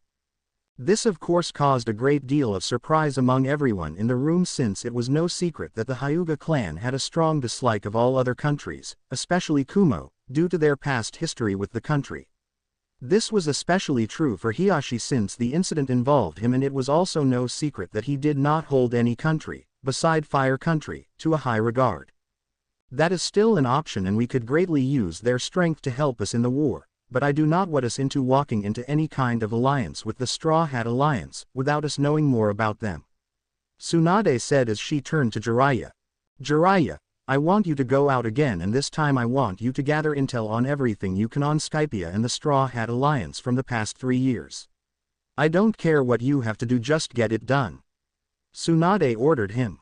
Right away, Tsunade, Jiraiya replied as placed his hands in a seal and shunshin away. This meeting is over and the next is whenever Jiraiya returns, so get out. Tsunade said, and left no room for argument. They left quickly without another word. She sighed and started rubbing her temples as walked to her office. She had a feeling this was going to be a long war. The only thing she wanted to really know was, who was to come out on top. This is pointless. We should just go back and take over Konoha. We could do it with just 2 of us, not to mention those of the Baroque works within Pacifista. We should crush those fools before they become a problem. Anko said as she slammed her fist into the marble table, making cracks in it which sealed themselves. Hissing was heard from around her as Naruto turned a calming gaze to her. Calm yourself, Anko. You're letting your powers get out of control, Naruto said kindly as he continued to sip tea. Anko took deep breaths and the hissing stopped as she sat down. Itachi-senpai, you have not said anything on this, what do you think? Lee asked the hologram of Itachi. I believe why waste resources when we can simply move Skypia to a country that is already uninhabited. Itachi said in perfect monotone. Oh yeah, And what in country is that damn lifeless? Anko asked incredulously. Whirlpool, Itachi, Shikamaru, Gaara, and Sasori said in unison as Lee and Anko looked confused. Naruto had said it as well, but no one had heard him as he whispered it under shaky breath. I don't understand, what's Whirlpool Country? Lee asked as the image at the center of the table changed to Whirlpool Country. Whirlpool Country is where the Uzumaki clan originates from. It no longer exists, having been destroyed. The surname Uzumaki was very common in this country. It was located on an island off of the coast of the Land of Fire. Village hidden among the whirlpools was the shinobi village of the Whirlpool Country. Its ninja were renowned for their fuinjutsu to the point that it led to its destruction in war. The survivors of the village's destruction scattered across the globe. It is where my mother, Kushina Uzumaki, and my great-grandmother, Mito Uzumaki, were born. Naruto said, a bit more bitterly than he would have liked them to hear.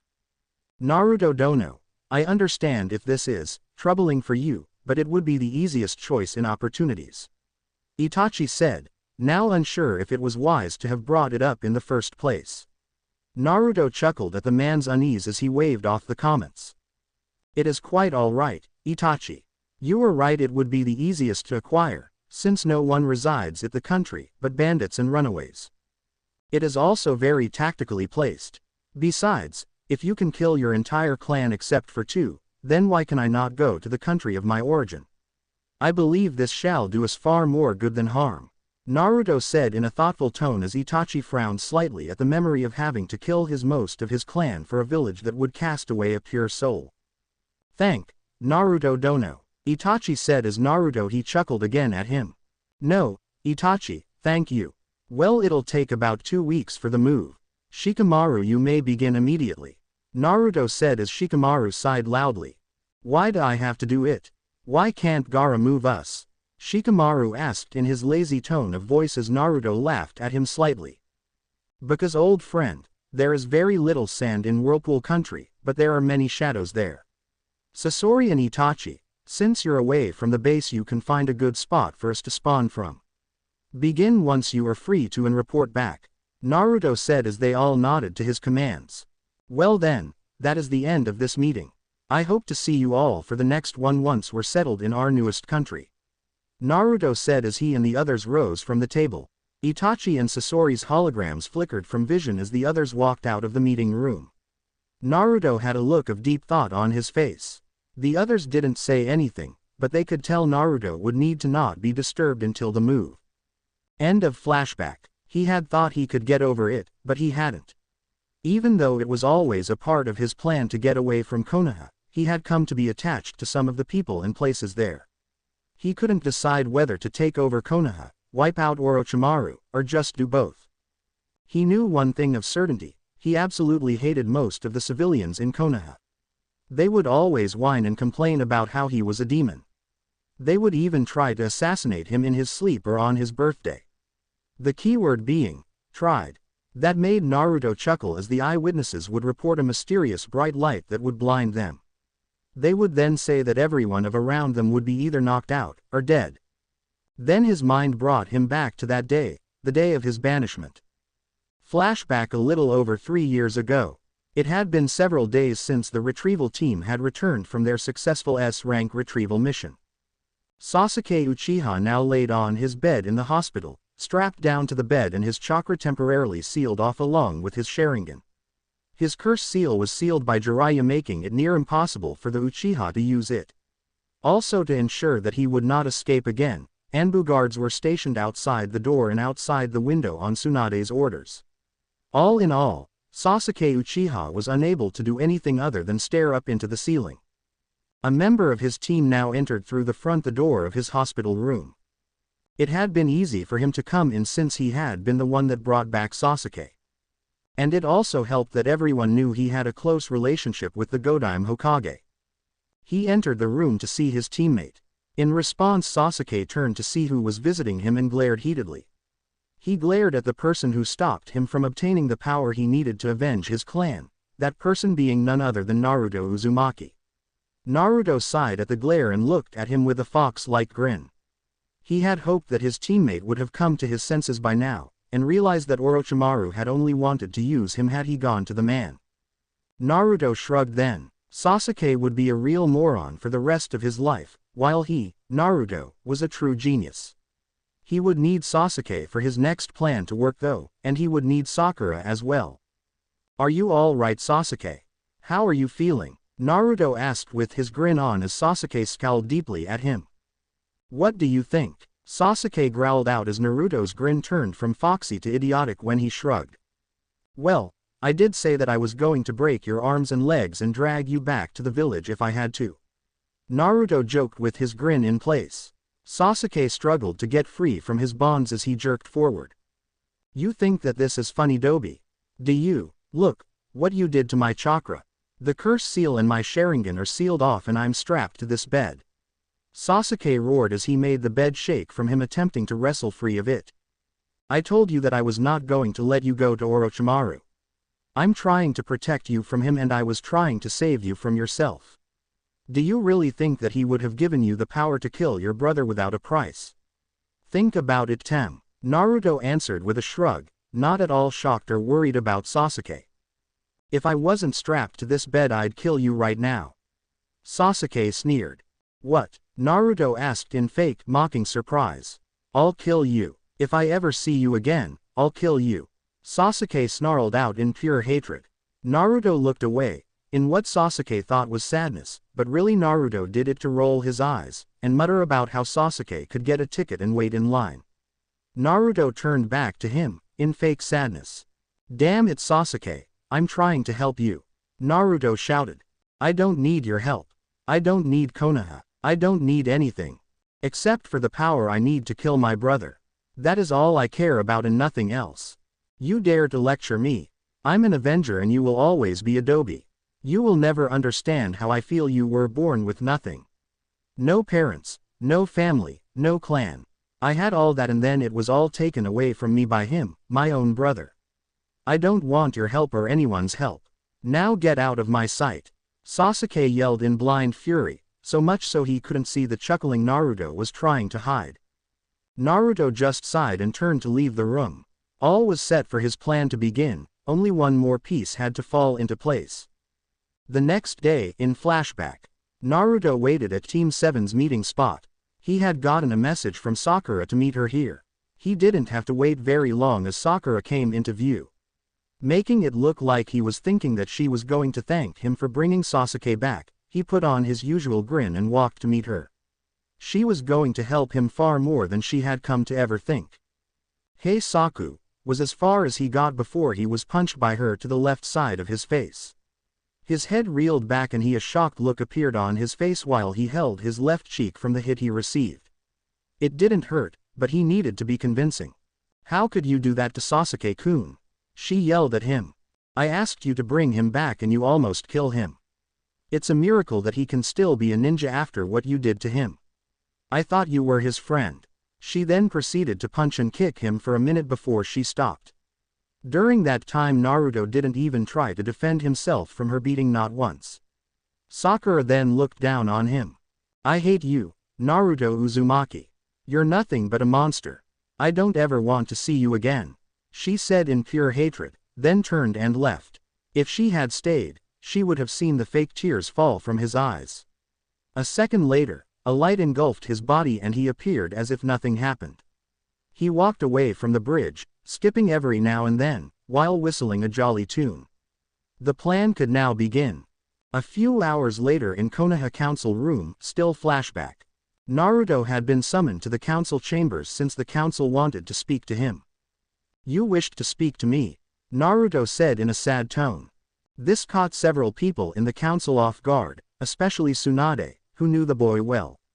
This was not like the usual loud, hyperactive young ninja who always had a smile on his countenance no matter what happened.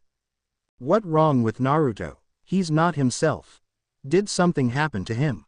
I'll ask when this meeting is over, thought Tsunade. Elder Council member Homura answered Naruto. Yes, we did, he said to Naruto.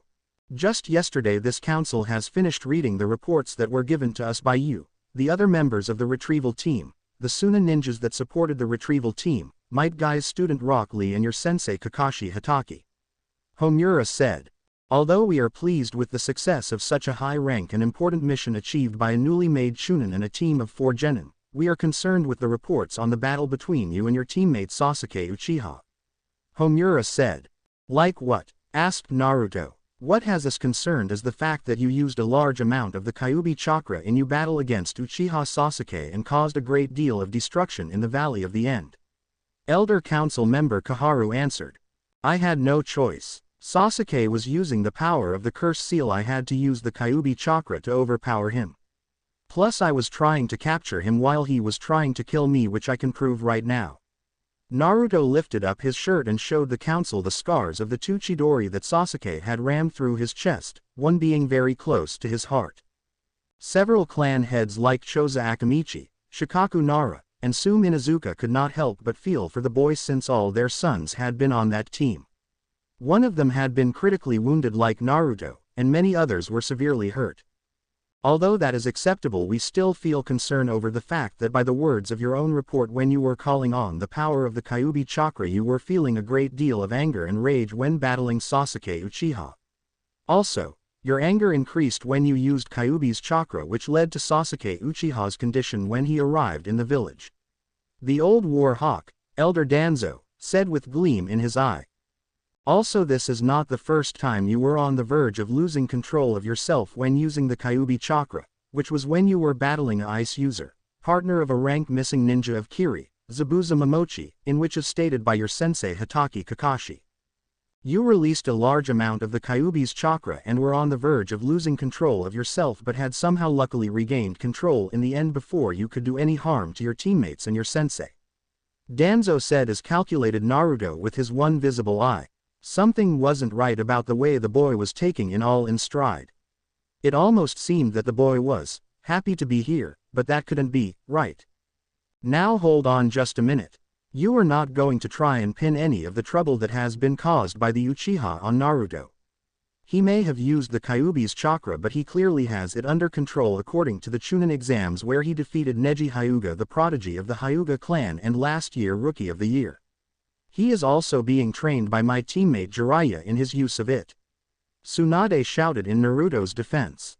With all due respect, your teammate Jiraiya and his training with the container in the use of the Kyuubi's chakra has not gained the desired results. Clearly the boy's emotions are linked to its power, and since he is unable to control his emotions, he cannot control a large amount of the Kyuubi chakra without him losing all sense of himself. The proof shows in how his teammate Sasuke Uchiha arrived back in the village. He is a person who the container said himself that he considers him his best friend.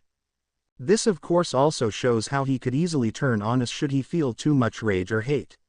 I have to say this may not have happened had the Sandaime Hokage not disbanded my root division or deigned me the chance to raise and train the boy properly.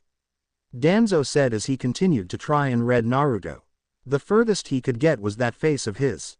He just couldn't read Naruto's emotion behind that mask of idiocy. So that he would become your own personal little puppet to use. Tsunade snarled at Danzo. To become the perfect weapon for Konoha, nothing more. Despite what you think of me, I always have the best interest of Konoha at heart. Danzo stated calmly. More like your own interest if you ask me. Tsume growled out at him. She had never liked the old hawk. He treated ninja like disposable tools and wouldn't hesitate to send anyone on a suicide mission or abandon them if it suited his own needs. It was a fact that disgusted Tsume since her clan valued comradeship and would never abandon anyone or send out anyone on suicide missions. Danzo narrowed his eyes at Tsume but said nothing. Tsunade, we also must consider the threat of the organization that Jiraiya reported to us, the Akatsuki, which is made up of 9S rank missing ninjas. One member is Itachi Uchiha and a former member is your former teammate Orochimaru. Koharu stated, watching Tsunade. Also considering how Akatsuki is made up of many powerful shinobi, we are at a great disadvantage against them. We also don't know much of their goals, other than the fact that they are after the Biju, not to mention our own current state of weakness from the invasion of Suna and Sound. As such they can easily attack us again to obtain the Kyuubi container just as they attempted last time with Itachi Uchiha and Kisame Hoshigaki infiltrating Konoha. But this time all members together may attack the village, not just 2, in which the village will most likely be destroyed in the resulting battle. That is why I believe we should first try to eliminate that threat to the village right here, and now," said Koharu, eyeing Naruto as she finished what she was saying. She was having the same problems as Danzo, and the same suspicions. Naruto suddenly had a great feeling in the pit of his stomach. They meant him. He would have done a happy dance, but he remained as he was. "Like how?" Shikaku asked, not liking the direction things were going. "Simple. As I said, the Akatsuki want the Biju and they will stop at nothing until they have them all, including attacking and killing whoever is in their way. Therefore, as long as Konoha has the container of the Kyuubi, the Akatsuki will come for him, and possibly destroy Konoha in the process. What I suggest is we banish the container of the Kyuubi, then the Akatsuki will have no interest in our village and leave it alone, in which they will attack the other villages for their own Biju, which will greatly weaken the other villages and strengthen us instead." Koharu said with a shrug.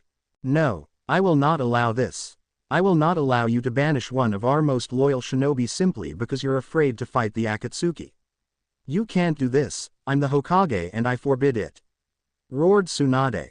When Naruto heard Koharu's plan, he felt like his heart was going to explode when she said she wanted to banish him from Konoha. He knew her since he met her once or twice when he was younger and was visiting the old man in his office. While the old man named Homura treated him nicely, the old woman Koharu treated him like the plague, where she would just scowl at him when he did pranks or called the Sandame, "old man." Either that or she would just straight out ignore him. But when Tsunade started to shout that she would not allow them to banish him, he knew she truly loved him. Too bad he knew she wouldn't get her way, he'd be sure of that. But suddenly a small smirk appeared on Koharu's wrinkled old face.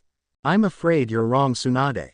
We can do this, you see. As stated in the village charter that your grandfather wrote, it states that when there is a situation that threatens the safety of the village and the Hokage is unwilling to deal with it, then the village council may overrule the Hokage on the decisions on what to do to deal with the situation if the majority of the council is in favor of it," Koharu said, still maintaining her smirk. Naruto wanted to cheer for joy. Maybe he'd let the Shodai Hokage know his appreciation. "What?" Tsunade roared in disbelief. "Wait. Even if we banish the boy, all we are doing is handing over him to the Akatsuki and they will get the Kyuubi's power. And I for one am not comfortable with handing over the power of the Kyuubi to a group of S-class missing ninjas. This will not eliminate the threat that the Akatsuki pose. All this will do will give them more power and make them into an even bigger threat than they are now. I also do not like this plan where we simply hand over a young boy to a group of criminals that will most likely kill him when they are done with him," Choza said evenly, but frowned at Koharu for suggesting such a thing. Tsunade and Naruto both smiled, glad that they had some support and happy that at least someone else could see reason. Naruto made a mental note not to hate him, even though he never did. "That is no boy. He is a demon, clear and simple," shouted out Shin Ashikaga, shouted out at Choza. He was head of the merchant guild in Konoha. He had lost his only daughter who had been a ninja in the Kyuubi attack and thus held a great deal of hatred for Naruto. "You fool, if we listen to you then we will be giving the most powerful and destructive force that we know to a bunch of criminals, and I don't think what those criminals have in plan for the Biju will be for the benefit of Konoha or any other village and country in Elemental Continent," Inoichi Yamanaka said, trying to make the fool see reason. "Do not worry about handing over the power of the Kyuubi to the Akatsuki, Yamanaka-san. Both Danzo and I have taken into consideration that the container would very much likely be captured by them, which is why we have a plan we will activate once we banish the container, and eliminate the threat of the Akatsuki at the same time," Koharu said, with Homura having a frown on his face as he had never heard a thing about this. "And what exactly is this great plan of yours that will eliminate 9 S-class criminals in one go?" Tsunade said in a snarl as she was barely containing her temper and was ready to bash some heads in, literally. "I'm sorry, Tsunade, but considering how sensitive this plan is and how vital it is to the village's security, we cannot tell you now. And due to your relationship with this boy, we will inform you and the rest of the council once the time is right," Danzo said with a barely seen smirk, but Naruto and the other ninjas in the room saw it. All Tsunade could do was growl and glare at the old war hawk, knowing that she could do nothing to him right then. The village still needed him and his route, even though he thought no one knew, she did know. I now declare that we cast a vote in deciding whether to banish Uzumaki Naruto or not. Koharu stated in a regal tone. Shin Ashikaga, I vote yes. Let's get rid of the demon. Sume Inuzuka, I vote no. The boy shouldn't be treated like this. As the Hokage has said, he been a loyal shinobi to this village and doesn't deserve to be banished. I've known him since he was a young pup and he often played with my own son when they were younger. Akon Maui, civilian politician, I vote yes. This village will be much better off without him causing us trouble. Shikaku Nara, not only is this meeting troublesome, but it is also stupid. This vote is stupid. A lot of people here are letting their foolish hate of the Kyuubi rule them. So I vote no. Choza Akamichi, like Sume's son Kiba, my son Choji has often played with him when he was younger. He was even one of Choji's first friends. And if I vote yes I will never be able to face my son, so I vote no. Plus, he is the only person that can eat more ramen than me or Choji. Choza said with a slight chuckle. Inoichi Yamanaka, quite frankly I'm against this entire thing. I've seen what that boy goes through in the village from his memories in his mind when I did his mental stability test. To be perfectly honest, if he does destroy this village then we deserve every bit. But contrarily I've seen how stable his mind is and I can say he is a lot more stable and more controlled than that Uchiha boy is, really. I vote no. Koharu Utatane, you all know my reasons so I need not say them. I vote yes. Danzo, my reasons are the same as Koharu-san. I vote yes. Asuma Sarutobi, I often saw the kid with my old man and I know he considered him a grandson in all but blood and if he saw this right now he would be disgusted with many of you. I bet he's even turning over his grave right now at how you defile the Yondaime's last wish of seeing the boy as a hero. Also the boy is good friends with my nephew and he will never forgive me if I was for Naruto's banishment. Plus he is also friends with your grandchildren, Koharu and Homura. So I vote no. Asabi Hades, one of the wealthiest men in Konoha, I vote yes, and I'll be more than happy to kick him out myself. Aburame Shibi, although some of the things that Koharu-san has said are logically sound it would be illogical to simply banish the boy and indirectly hand him over to the Akatsuki without knowing what the plan is.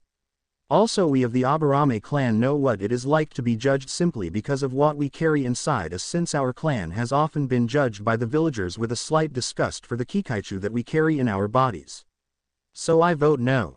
Unkai Kurama, although I'm sympathetic to the boy's situation and hold no hatred for what he carries inside him since he cannot be held responsible for being unable to control for the demon inside his body much like my niece Yakumo but he is still a danger to our village.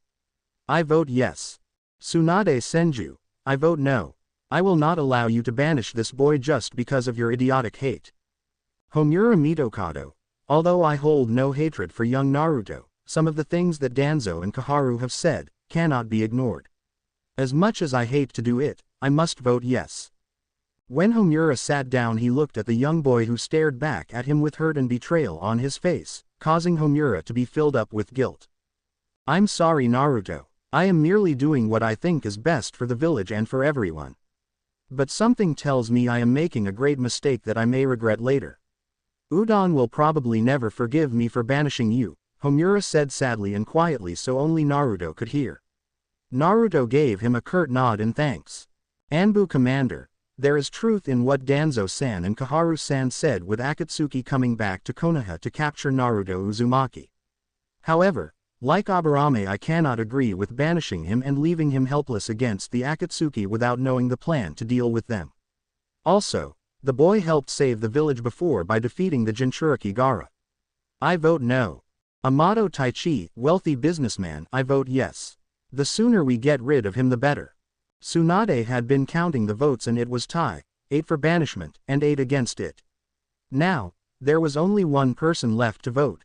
Hiashi Hyuga, Hinata's father and head of the Hyuga clan. Hiashi kept his face neutral so that it was unreadable by anyone. Tsunade waited breathlessly as Hiashi would be the one to decide Naruto's fate, whether he would be allowed to stay in Konoha or be banished and be left to the mercy of the Akatsuki. Naruto gave him a fake sad smile, but was reaching into his sleeve as he knew everyone was watching Hiashi, even the secret Anbu in the shadows. Hell, Naruto could see even the root Anbu watching Hiashi for his answer. Naruto reached into his sleeve and pressed a button on what looked like a black wristwatch. He then returned his hands to his sides. Naruto was so happy, because he knew exactly how Hiashi would vote.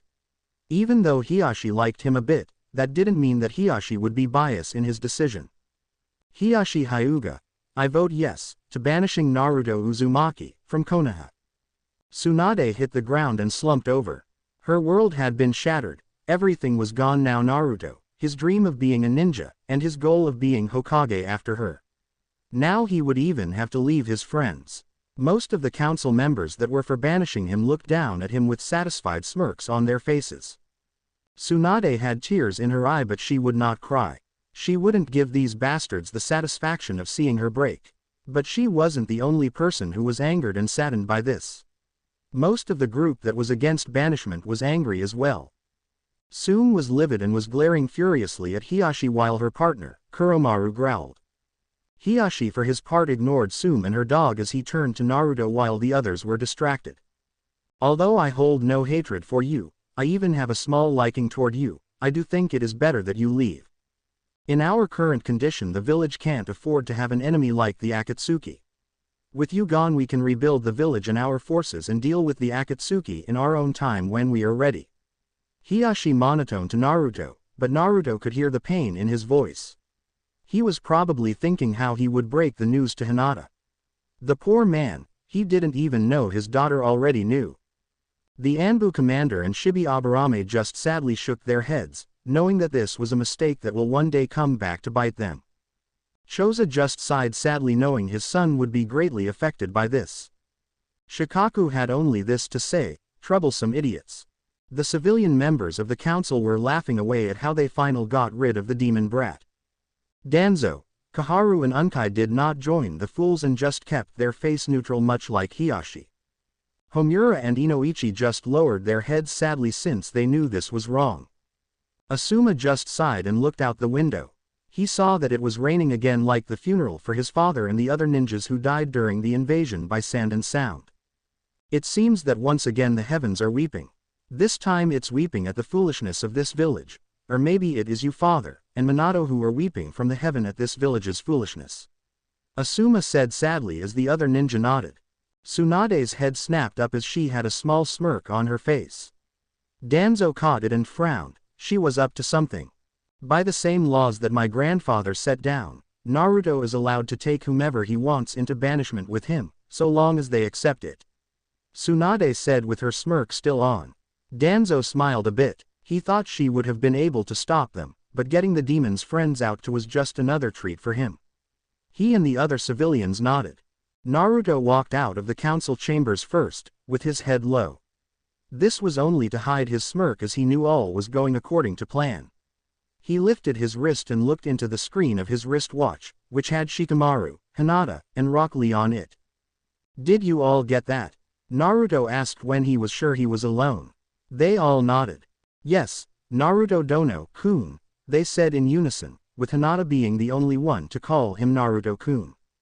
Well then, prepare the others, for in 2 days I'll be banished from the Chunin exam stadium. You all prepare as well, for I couldn't do it without you. Naruto said with a smirk as they all chuckled. Alright, I'll prepare my team and tell them to contact Shizune-san when we go for our mission tomorrow. You do plan to still bring her right, Naruto Dono? Lee said as Naruto nodded. I'll need someone to teach the girls healing and Shizune will be perfect, since she's almost as good as Tsunade. Naruto said as Lee nodded and his screen block faded. I'll tell Ino to pack for the move to headquarters, Naruto Dono, but it's all still troublesome and a drag, Shikamaru said lazily as Naruto nodded. Shikamaru's screen block faded as well, making Hinata's take over the whole screen. Hinata looked nervous as she twiddled her fingers together. What's wrong, Hinata-chan? Naruto asked in a kind and soft voice. I still wish we could take Kiba with us, or at least let him join us. Hinata said sadly as she looked down. We've tried this before, he's arrogant and brash, besides, he ruined his chance when he said I was a worthless runt, and the like. He wouldn't be hurt, because you don't want him to be, but he will be eliminated if he stands in our way, you know this. Naruto said to her, with her nodding sadly. I know, but I still don't want him to be hurt, He's like a big brother to me, Hinata said sadly as Naruto wished he could be there to comfort her more. I won't hurt him unless he gets in our way intentionally. Then and only then will he be removed from play. Naruto said as he didn't want it to sound too bad. She nodded and gave him a small smile. Well then, we better get ready, she said as the screen went black after he nodded to her. All things were going according to plan. End of flashback. He shook his head of those thoughts.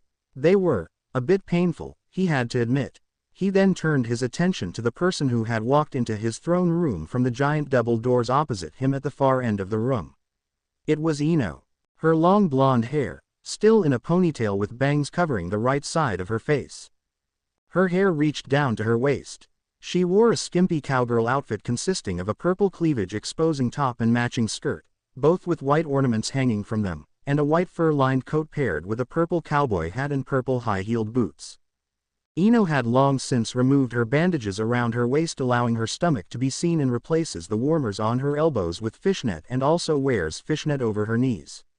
She also wears a red clip in her hair. She is also equipped with all her normal ninja gear, which now includes her medical pouch. Ah, Ino-chan, what do I owe the visit? Naruto asked as he appeared in front of her in a flash of light. She smiled at him and kissed him on his lips lightly. All the preparations are done, and a week before schedule. Shikamaru said to ask if he should do it now or later, Naruto-kun. Ino replied as she used her finger to draw circles on his chest. Tell him it's fine, and the sooner the better. And I'll see you tonight, Ms. Tuesday, Naruto said as he and she walked out of the throne room together. They went their separate ways down the split hallway. After a few minutes a red alert light shined into the hallways, letting everyone know what was about to happen. They all stopped moving as the floor beneath them was covered in darkness that seemed to bubble beneath their feet. No one looked surprised when it traveled up them, the walls, and up and through the ceiling. Pretty soon the entire island of Skypia was covered by a dome of complete and total darkness. It then started growing smaller and smaller until it vanished in itself. It then reappeared and grew on a surround by whirlpools. The strange thing was the buildings of the island were on the land mass, and the island itself was out on the sea near a whirlpool, unmoving, as if it had been there forever. Naruto continued walking down the hall when the shadows of darkness had disappeared. He reached a large door and opened it to reveal Hinata and Shino talking in the plain room. Hinata became full-figured over the last 3 years and let her hair grow to waist length, with straight-cut bangs that concealed her forehead. The strands that frame her face 3 years ago still remained, but grew longer. She now wore a red blouse that showed some of her chest and loose sarong that exposed her long, slender legs, along with a white coat that the warlords wore, but she didn't have the symbol on the back. She also took to wearing a pair of golden earrings that looked like hearts and high-heeled shoes. Shino became an average-sized, muscular young man. He almost always carries around a satchel on his back. He wears black pants tucked inside black boots, a plain white shirt with 3 buttons at the collar, and a dark gray coat with the hood over his head. Hello, Naruto Dono, what do we owe the pleasure of your visit? Shino said in a respectful, yet monotone voice. Naruto chuckled as Hinata came over and hugged him with a deep kiss to his lips. I need a reason to see my first love and most logical friend. Naruto asked with mirth as he held Hinata in his arms. No, I suppose not. Shino stated quietly. Unfortunately Shino, I do have a reason for coming to you. I need you for a mission today. Naruto said seriously as Shino nodded. I had figured so. The details, Naruto-sama. Shino said as he stood from his chair. I want you to retrieve some information from Mei and then Sai for me. Don't worry, Shikamaru and Ino will be accompanying you as well. You 3 shall leave first thing in the morning. That'll give Shikamaru enough time to rest from the use of his powers. Naruto said as Shino nodded and left the room to get ready. Naruto gave Hinata a loving kiss as they walked out as well. He noticed that she looked worried over something. Something wrong, Hina-chan? Naruto asked as they walked down the hallway. No, it's just that Shikamaru uses both his clan jutsu and his cage fruit powers to move us whenever we chose to teleport. I'm not sure he'll be ready by tomorrow, she said quietly with her head slightly down. Naruto rubbed her back and kissed her forehead with a smile. Don't worry, Shikamaru has done this before and he could take a mission right now if he wasn't so lazy. Anyways, don't get too worried, Shika's fine. Naruto said as Hinata sighed and smiled. She knew Shikamaru could handle himself. He was a big boy after all. They continued to walk down the hallway, each of them thinking of how things would turn out. Naruto was thinking of success, while Hinata was thinking of unpredictable things accompanying that success. She couldn't shake the feeling of their past coming back to haunt them. Shikamaru, Ino, and Shino appeared outside of Kurigakure, or the Hidden Mist Village's main gates. It was the way they appeared that would have caught the Mist Ninja off guard, if they hadn't been seeing it for the past 3 years. They came from a puddle of darkness and rose up from it. The darkness then turned back into Shikamaru's shadow after they had risen from it. The Mist Ninja merely nodded upon seeing the 3 of them. Shikamaru nodded back to the Chunin guards, but one of them was gawking at them as they walked into Kiri. He looked no older than 13 and was staring at their backs, mainly Shikamaru's, with fear and awe. He turned to the other 2 guards, who had been doing the job for about 5 years now, as Shikamaru and the others disappeared into the village. That was a warlord, that was a warlord. He just walked into the village, and we just let him. More to the point, that was the shadow stag of the warlords. I heard from the Jonin last week that he could take on an entire army of ninja with just him and his shadow. We just let a warlord walk into the village. From the tales, rumors, and legends about the 7 ninja warlords, just one of the newer ones could bring a village to its knees. Why the hell did we just let one of them in here with a damn nod of our heads? The newbie said as the other 2 chuckled at him. Because, we're allied with them, hell, just about everyone is, even Iron and Mountain Country, and they're usual neutral on everything. The only people who aren't allied to them are those under the Burning Leaf Alliance in Konoha, so we're good. Also, he has a name, but only we, elite Chunin, and above are privileged to that information. Oh yeah, and all those rumors you heard, they're 100% true. Believe me, I've seen that guy do some amazing, funny, and creepy stuff with that shadow of his. One of the older Chunin told him with mirth, yet he shivered in remembrance of some of the creepy things Shikamaru had done with that shadow of his. Wait, why are we allied with them? Shouldn't we be fighting against a group like that? I mean, they're almost just like the Akatsuki from what I heard. The young one started, but the older one who had spoken covered his mouth and ducked under the guard stand while the other older one's eyes darted about to see if the boy had been heard. Are you stupid? Don't say things like that, not to me and not out in the open. For one, they're better than the Akatsuki. They help people, and ask for nothing in return, but friendship between their group and others. Second, they're kind-heart souls who only defend and attack when absolutely necessary. Third, their leader would destroy any of them if they hunted after people to use for power. Trust me, I've made their leader. He may seem like a king at first, but when you get to know him he's a cheerful idiot. So, don't you ever compare those saints to some of the villains that are in Akatsuki. The older one whispered sternly to the younger boy. But they're a group of super powerful people who eliminate and take over areas. They're also targeted by Orochimaru and his partners, Danzo and his root, and plus, all 7 of the warlords are listed as SSS rank ninja, Kyo. We should, the young one said to the older one, whose name was Kyo. Kyo frowned at the younger man as he pointed a finger at him. That's all true, but the first only applies to those who do great wrongs to others. The second, I feel sorry for, since even Orochimaru and that damn Danzo doesn't deserve some of the things I've seen the boy do with his shadows. Anyways, lastly, yes, they're all SSS rank, but that doesn't make them bad, just dangerous to their enemies. Hell, we have a couple of ninja here who are S rank at least, Zabuza and Mizukage-sama, and they're highest ranked in the village, but also some great people. Also, don't finish that last statement, because their eyes and ears are everywhere, and you never know where they'll be, Zara. Kyo said sternly to the younger boy, who was named Zara. Kyo looked around a bit and there was a man who moved away as soon as the 2 finished talking, but Kyo and the other elite Chunin had seen him from the corner of their eyes. Kyo and the other elite Chunin hopped over the stand and gave chase to the man, who in a gray cloak and sunglasses, as the man jumped to the roofs. Kyo cursed as he and his fellow elite Chunin had taken to the roofs in pursuit of the man. Damn it, HOI, We have to catch him and talk to him before he gets the wrong idea from the damn greenhorn. If he reports what the boy said to Shikamaru-sama, then that kid's head is gonna have a kunai through it. Shikamaru-sama isn't like Naruto-sama, he doesn't give second chances and he removes variables from the equation permanently. Kyo said to the Chunin next to him, whose name was Hoi, as they chased after the man. Hoi nodded as they both picked up speed.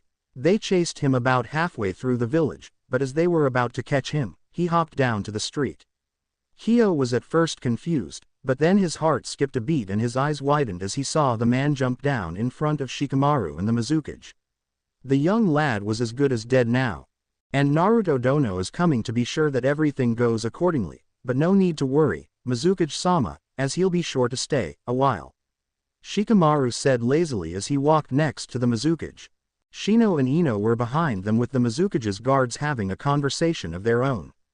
It was then they saw the man jump down in front of them and Shikamaru became a whole different person in a split second. He stood up straight, instead of slouching. His eyes lost their lazy gaze and became somewhat colder. His bored expression became one of stone, with a frown etched into it. The Mizukage noticed the changes, but said nothing about them, only turning to the mysterious man who was now whispering into Shikamaru's ear. The Mizukage then turned to two Chunin who had jumped from the roofs where the man had and Kyo whispered the situation to his Mizukage. The Mizukage is a cheerful person who is almost always smiling regardless of anything, even when promising to kill someone. The Mizukage is usually kind, speaking well of others and attempting to avoid conflict. Hell, the Mizukage was even flirtatious, but there was one thing that the people of Mist couldn't get over 5 years ago when the Godime Mizukage took power. The great and powerful Mizukage was a woman, and her name was Mei Terumi. Mei is a slender woman in her 30s. She has ankle-length, auburn hair styled into a herringbone pattern at the back, a top knot tied with a dark blue band, and with 4 bangs at the front. 2 bangs are short, with one covering her right eye, and 2 are long, crossing each other on her chest, just below her chin. Her eyes are light green. She dresses in a long-sleeved dark blue dress, which falls just below the knees. It's closed at the front with a zip and is kept open on the front right side from the waist down. The dress only covers up to the upper part of her upper arms and the underside of her S. Underneath, she wears a mesh shirt that covers more of her upper body than her dress, but stops short of covering her shoulders and still leaves a sizable amount of cleavage for her to show off. She also wears shorts in the same color as her dress and, underneath those, mesh leggings reaching down over her knees. Around her waist, she wears a belt with a pouch attached to the back on the left. The worst thing right now was that she was scared and pissed off at the same time. Kyo had just told her the entire situation and her eyes kept darting to Shikamaru. She had grown to know her Shikamaru and her Naru-kun well over the last 3 years, and she had to say, Shikamaru was far worse to give that kind of information to. She knew Naruto would just wave it off as someone who was like those of his past, but Shikamaru had been Naruto's first and greatest friend ever. When Naruto bled, Shikamaru felt the pain as if he had as well. So when Shikamaru heard things like what the boy was implying, he dealt with them permanently. Shikamaru was a lazy guy who was always thinking, so for him, it was a very simple thing to choose in a situation like this. Shikamaru nodded his head to Shino with him nodding back. Shino placed his hands in a seal and was about to shun Shin away, but Mei caught his hand before he could. Shikamaru's hand twitched and Ino's eyes hardened a bit as she placed her hand on the rim of her cowboy hat. Now Shika, I'm sure we can deal with this without violence. The boy didn't mean anything by it, and I'm sure he will see reason like the others of my village have. Mei tried to reason kindly with Shikamaru, but he didn't even bat an eyelash at her. The civilians had long since moved from the street and now only a few Jonin and Chunin were standing on the street watching. Mei knew if she had to peg Shikamaru, it would be as the no-nonsense right hand of the kind king. Shikamaru had told her that he never wanted to see or hear another bad word said about Naruto, and she knew he planned to do that the easy way. He had only ever killed people who couldn't be swayed, but from what Kyo told her, the boy Zara tried to find reason in not being so. She wanted to get her hands on the boy to thrash him, but not have Shikamaru kill someone with potential. She still needed every ninja Mist could produce and she'd be damned if she didn't get them. Mei, I know how you feel about your ninja, but I don't think you need narrow-minded people here. It clouds the minds of good ninja, Shikamaru said as he gave her a slightly bored look. Mei knew she couldn't win in battle of words, minds, nor fists against him, so she'd pull the only card she could use against him. Shika, what would Naru-kun say if he saw what you were about to do? Let me deal with my subordinate, and I promise he will see reason. Let's take the Naruto-kun way on this one, please. Mei said softly and sweetly as Shikamaru stiffened slightly. He knew exactly what Naruto would say, but he'd be damned if anyone hurt his best friend ever again in life. He'd shove a shadow tentacle up their ass and make it come out of their eye sockets, mouth, nostrils, and ears before that ever happened again. Kyo shivered as he felt like someone had just thought of one of the creepy things he had seen Shikamaru do with his shadow. Kyo sent one of the Jonin to bring Zara to the Mizukage's office for Mei to deal with him, personal. Shikamaru finally nodded and Mei breathed a sigh of relief. Shikamaru was second in power, only to Naruto, and that meant a lot. If she stepped wrong with Naruto's closest friend, then she could kiss her and Naruto's private times goodbye. Shikamaru was the only one who could run Naruto's organization when Naruto was traveling to see his wives, or calendar girls, as he called them. Mei, also known as Ms. Thursday, was one of the many ladies he had fallen in love with on his travels. It wasn't that he fell in love with them all that confused them, but how he was able to love them equally. However, he found a way though, and they loved him, so it was left at that. Fine, but I won't tell Naruto either. Well, we gotta go, we're heading to Konoha from here, so see ya. Shikamaru said as he became his lazy self again. Mei nodded, seeing him coming out of what they referred to as his imitation mode. It could scare anyone, that's why he was the second best interrogator Naruto had, with only Anko being slightly better than him. Mei watched as Shikamaru, Shino, and Ino walked toward the village gates and disappear past them. She also saw the hood man slink into an alley and disappear. She could tell things were going to get interesting at the least, but was that good or bad? With Jiraiya, he had traveled non-stop to the last known place Skypia was seen at, but that was the thing, the last known spot. It wasn't there anymore, it had simply vanished, island and all. He would have headed back to the village, but he had overheard some fishermen talking about how it moved to Whirlpool Country. That surprised him, but not by very much. He had heard of other islands being moved or some being carried by that old midget the Sandame Tsuchikage, Onoki. So, he was simply making his way to Whirlpool when three blurs had shot over him in the trees when he was walking on the road. He wasn't much of a chakra sensor like the kids nowadays, but he could feel the chakra coming off those three and they were powerful. He wondered if they were Akatsuki, so he decided to make a side trip and follow them. Imagine his surprise when he found them heading straight for Konoha. He couldn't get close enough to them to see what they looked like, but they had stopped to rest and were talking, so he used a tadpole to be his receiver into their conversation. So, Mr. 1, are we heading straight for Mr. 5 and Ms. Friday and leave, or are we going to speak with the others as well once we reach our destination? One of the people said in a creepy voice, Shino. We'll get the information from Mr. 5 and then Ms. Friday. Then we can see how the others have been. You know Mr. Zero wouldn't like it if we didn't talk with all of them. He has missed them all quite a bit since he can only visit them on Mondays and Fridays. By time we've made contact with Mr. 5, I should have recharged from the trip we made to Mr. 4. One said in a lazy voice, Shikamaru. Alright, rest time is over. Time to move out, we've still a ways to go. Mr. 4, Ms. Tuesday, let's go. Mr. 1 said as they rocketed off at high speed. Jiraiya dispelled the tadpole as he tailed them and thought about their conversation. They're obliviously headed for Konoha, and they're not even hiding their movements. That means they're powerful enough to knock down anyone who comes at them, or they just don't care. But if the latter was the case, they wouldn't have used the codenames for themselves and their contacts, unless... Jiraiya thought as he formed a seal and disappeared in a plume of smoke. Not a second later the spot he was at was completely decimated with shadow spikes and kunai. The three operatives came from the shadows as Shikamaru sighed in relief. He figured it out when I thought he would. Now we don't have to explain to Mr. Zero that he died. Shikamaru said lazy as Ino sighed as well. Yeah, Mr. Zero still wants him alive a lot longer.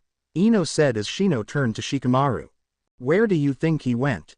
And besides, he couldn't see us thanks to your shadow obscuring jutsu, so he has nothing to really report besides that vague conversation we had before we knew he was there.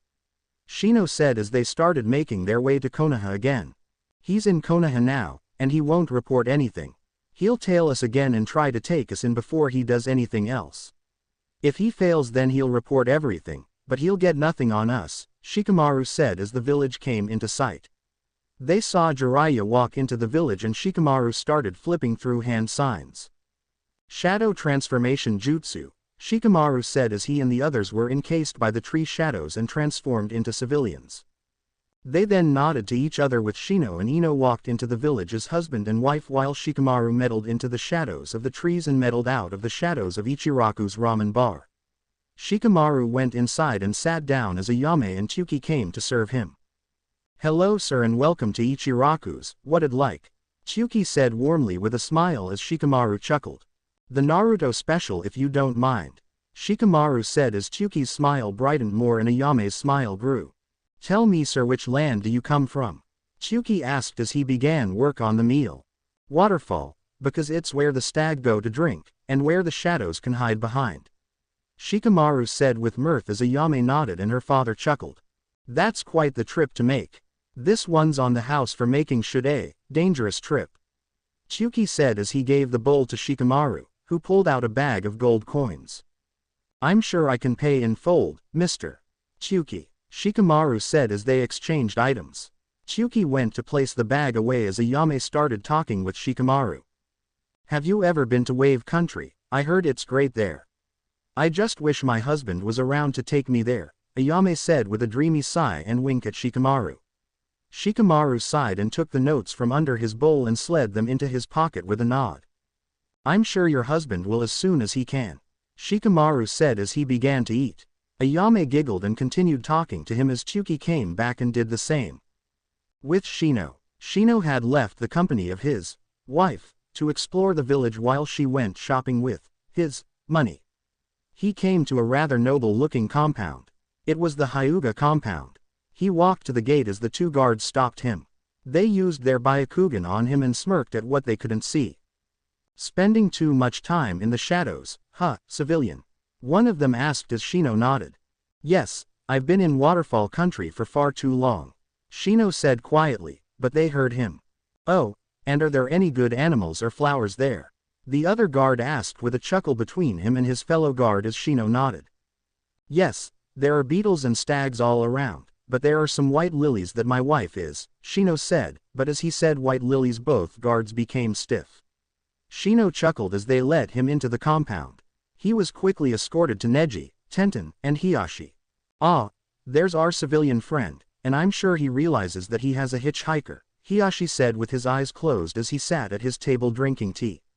He opened his eyes to Shino as he nodded. I don't know what you mean Hiyashi-sama, but I'll try to, Shino said as he continued to nod. They nodded back and he sat with them. Well then, which are you in the kingdom under the skies, the stag, the beetle, or the white lily? Hiyashi asked. The beetle, Hiyashi-sama, as I've come to wait for the painter with my wife, the white lily. The stag is most likely with the humble ramen chef and the noodle princess, Shino said as he figured Shikamaru would go and see Tsuki and Ayame first while they waited for Mr. 5. Tenten nodded as she stood from the table. Well boys, and Hiyashi-sama, I'm going to see that white lily, so see ya. Tenten said with joy as she ran from the compound. Hiyashi chuckled as he sat more cosily. She's excited that we've got a white lily here in the village again. We haven't seen one in almost a year, you know, along with beetles like you, ya know. Hiyashi said with a smile as Shino nodded. Yes, I know, Shino said as they began to converse. With Ino, she had just come out of a store when Tenten had found her. She waved to her and Tenten rushed over as they started shopping together. Lily, it's been almost a year since last time you came. How's Waterfall and Wave this time of year? Tenten asked as they shopped. Wave is handsome as always and Waterfall is just as lazy as can be, but it's all good. How's Konoha been since last time I was here? Ino asked as Tenten sighed. Well, our good friends are well, but those other friends are still the same, and don't get me started on the higher ups. Tenten said as Ino sighed as well. Well, how Neji and Choji been doing? Ino asked in the hope to lift the mood. Neji is fine and Choji has been doing great. They've made names for themselves and are A-ranked in the bingo books. Neji made Jonin and Choji is gonna take the exam in about a month. Tenten said happily as they continued shopping. They both knew what was going to come later. Too bad it wouldn't come about the way they hoped. With Jiraiya, I'm telling Yasunade, we have intruders in the village. Jiraiya said as the elders continued to argue that there were none. Impossible. The Anbu have just checked the village and besides civilians there aren't any new people in the village. Kaharu said as she and Danzo were in the Hokage office to get Tsunade to destroy Skypia. And I'm telling you old fossils that there are ninjas in this village. They were powerful and they were headed this way. I'm sure that by now they've made it to the village. If we don't find them now they do Kami knows what. Jiraiya said as Tsunade thought it over. Jiraiya, I want you and Kakashi to find these spies and bring them to me. Use force if necessary, but if you can't bring them in then tail them. Understood, Tsunade said as the two elders gave her glares while Jiraiya smirked and did a mock salute. Right away, Hokage-sama. Jiraiya said as he formed a seal and was gone in a swirl of leaves. Now back to this Skypia business, Danzo said as Tsunade groaned and rubbed her temples.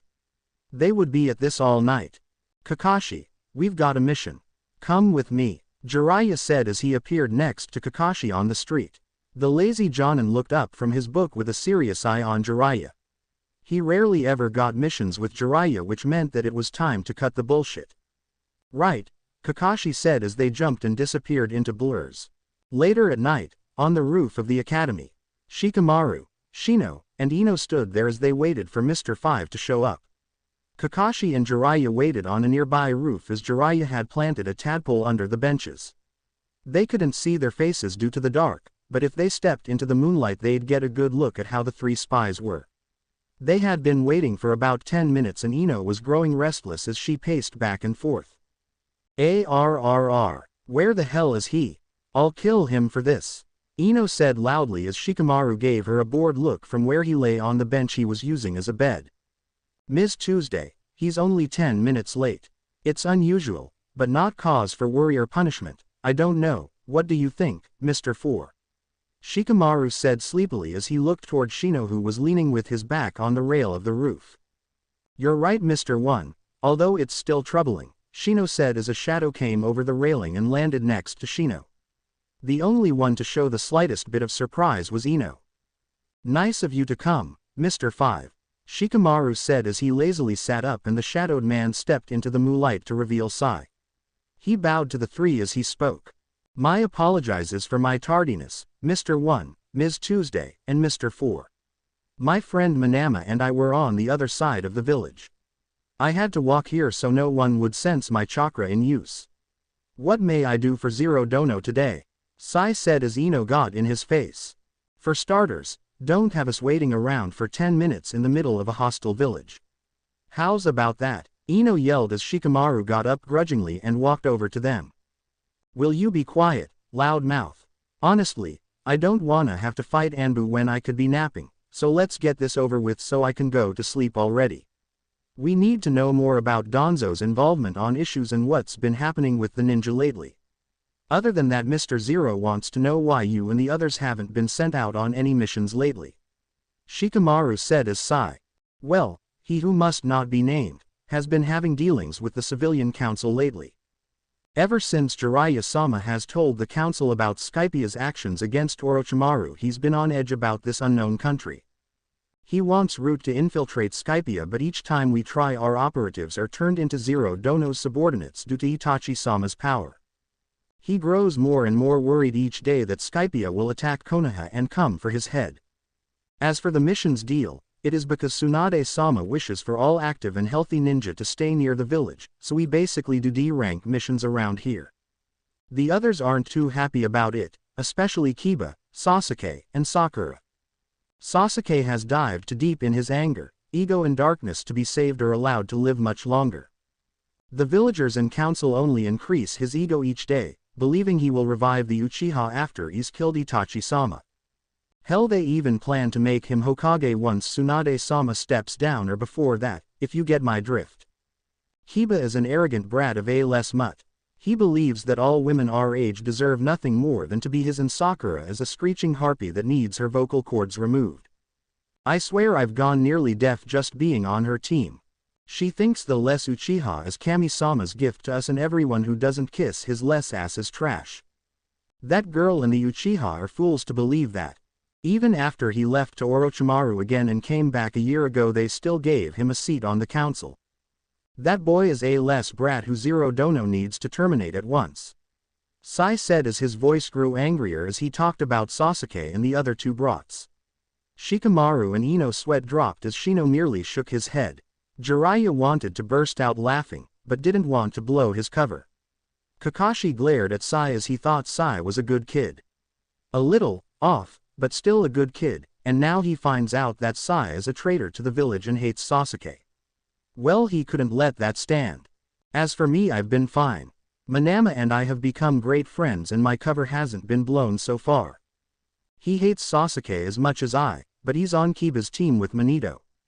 She's nice, but a bit cold to anyone who isn't from a clan. Kiba and she like each other, and I say that's a match made in hell. I've been keeping tabs on one eye, and the others like Zero Dono requested of me. He is still the same as before, but now he trains the Uchiha every chance he gets. He's also passed on many jutsu to him as well. Sakura was trained by Tsunade after the civilian council forced her to. Kiba was trained in all his clan arts as he is to become clan head when he becomes a Jonin. The others have trained just as Zero Dono has requested. They are in top form and could take on Anbu Ninja if need be. I myself could go toe-to-toe with Danzo or Kakashi and kill them. Sai said with a smile as Shino and Shikamaru nodded. Ino clasped her hands together with a smile on her face as she turned from them and started walking toward the bench. Well, everything seems to be fine then. We'll tell Mr. Zero what you said, and he'll deal with those three personally. I'm sure even as that a tadpole, Ino was saying happily, until she spotted the tadpole which had hopped onto her shoe in the moonlight. Shikamaru and Shino snapped their attention to her waving foot immediately as Jiraiya cursed the tadpole's bad timing.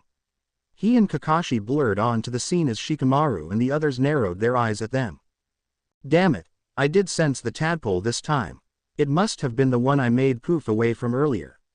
This is my mistake, Mr. One, Shino said as Shikamaru sighed deeply. It's all right, none of us sensed them in the area either. It would seem Jiraiya-sama still has a few tricks up his sleeves. Shikamaru said as Jiraiya grinned.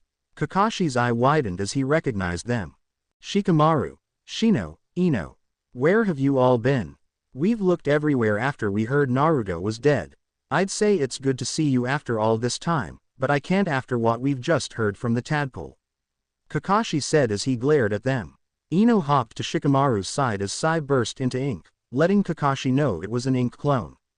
I see, so Sai trapped you here knowing we were here all along. Good job, Sai, Kakashi said as he pulled out a kunai. Shikamaru smirked a bit after hearing that.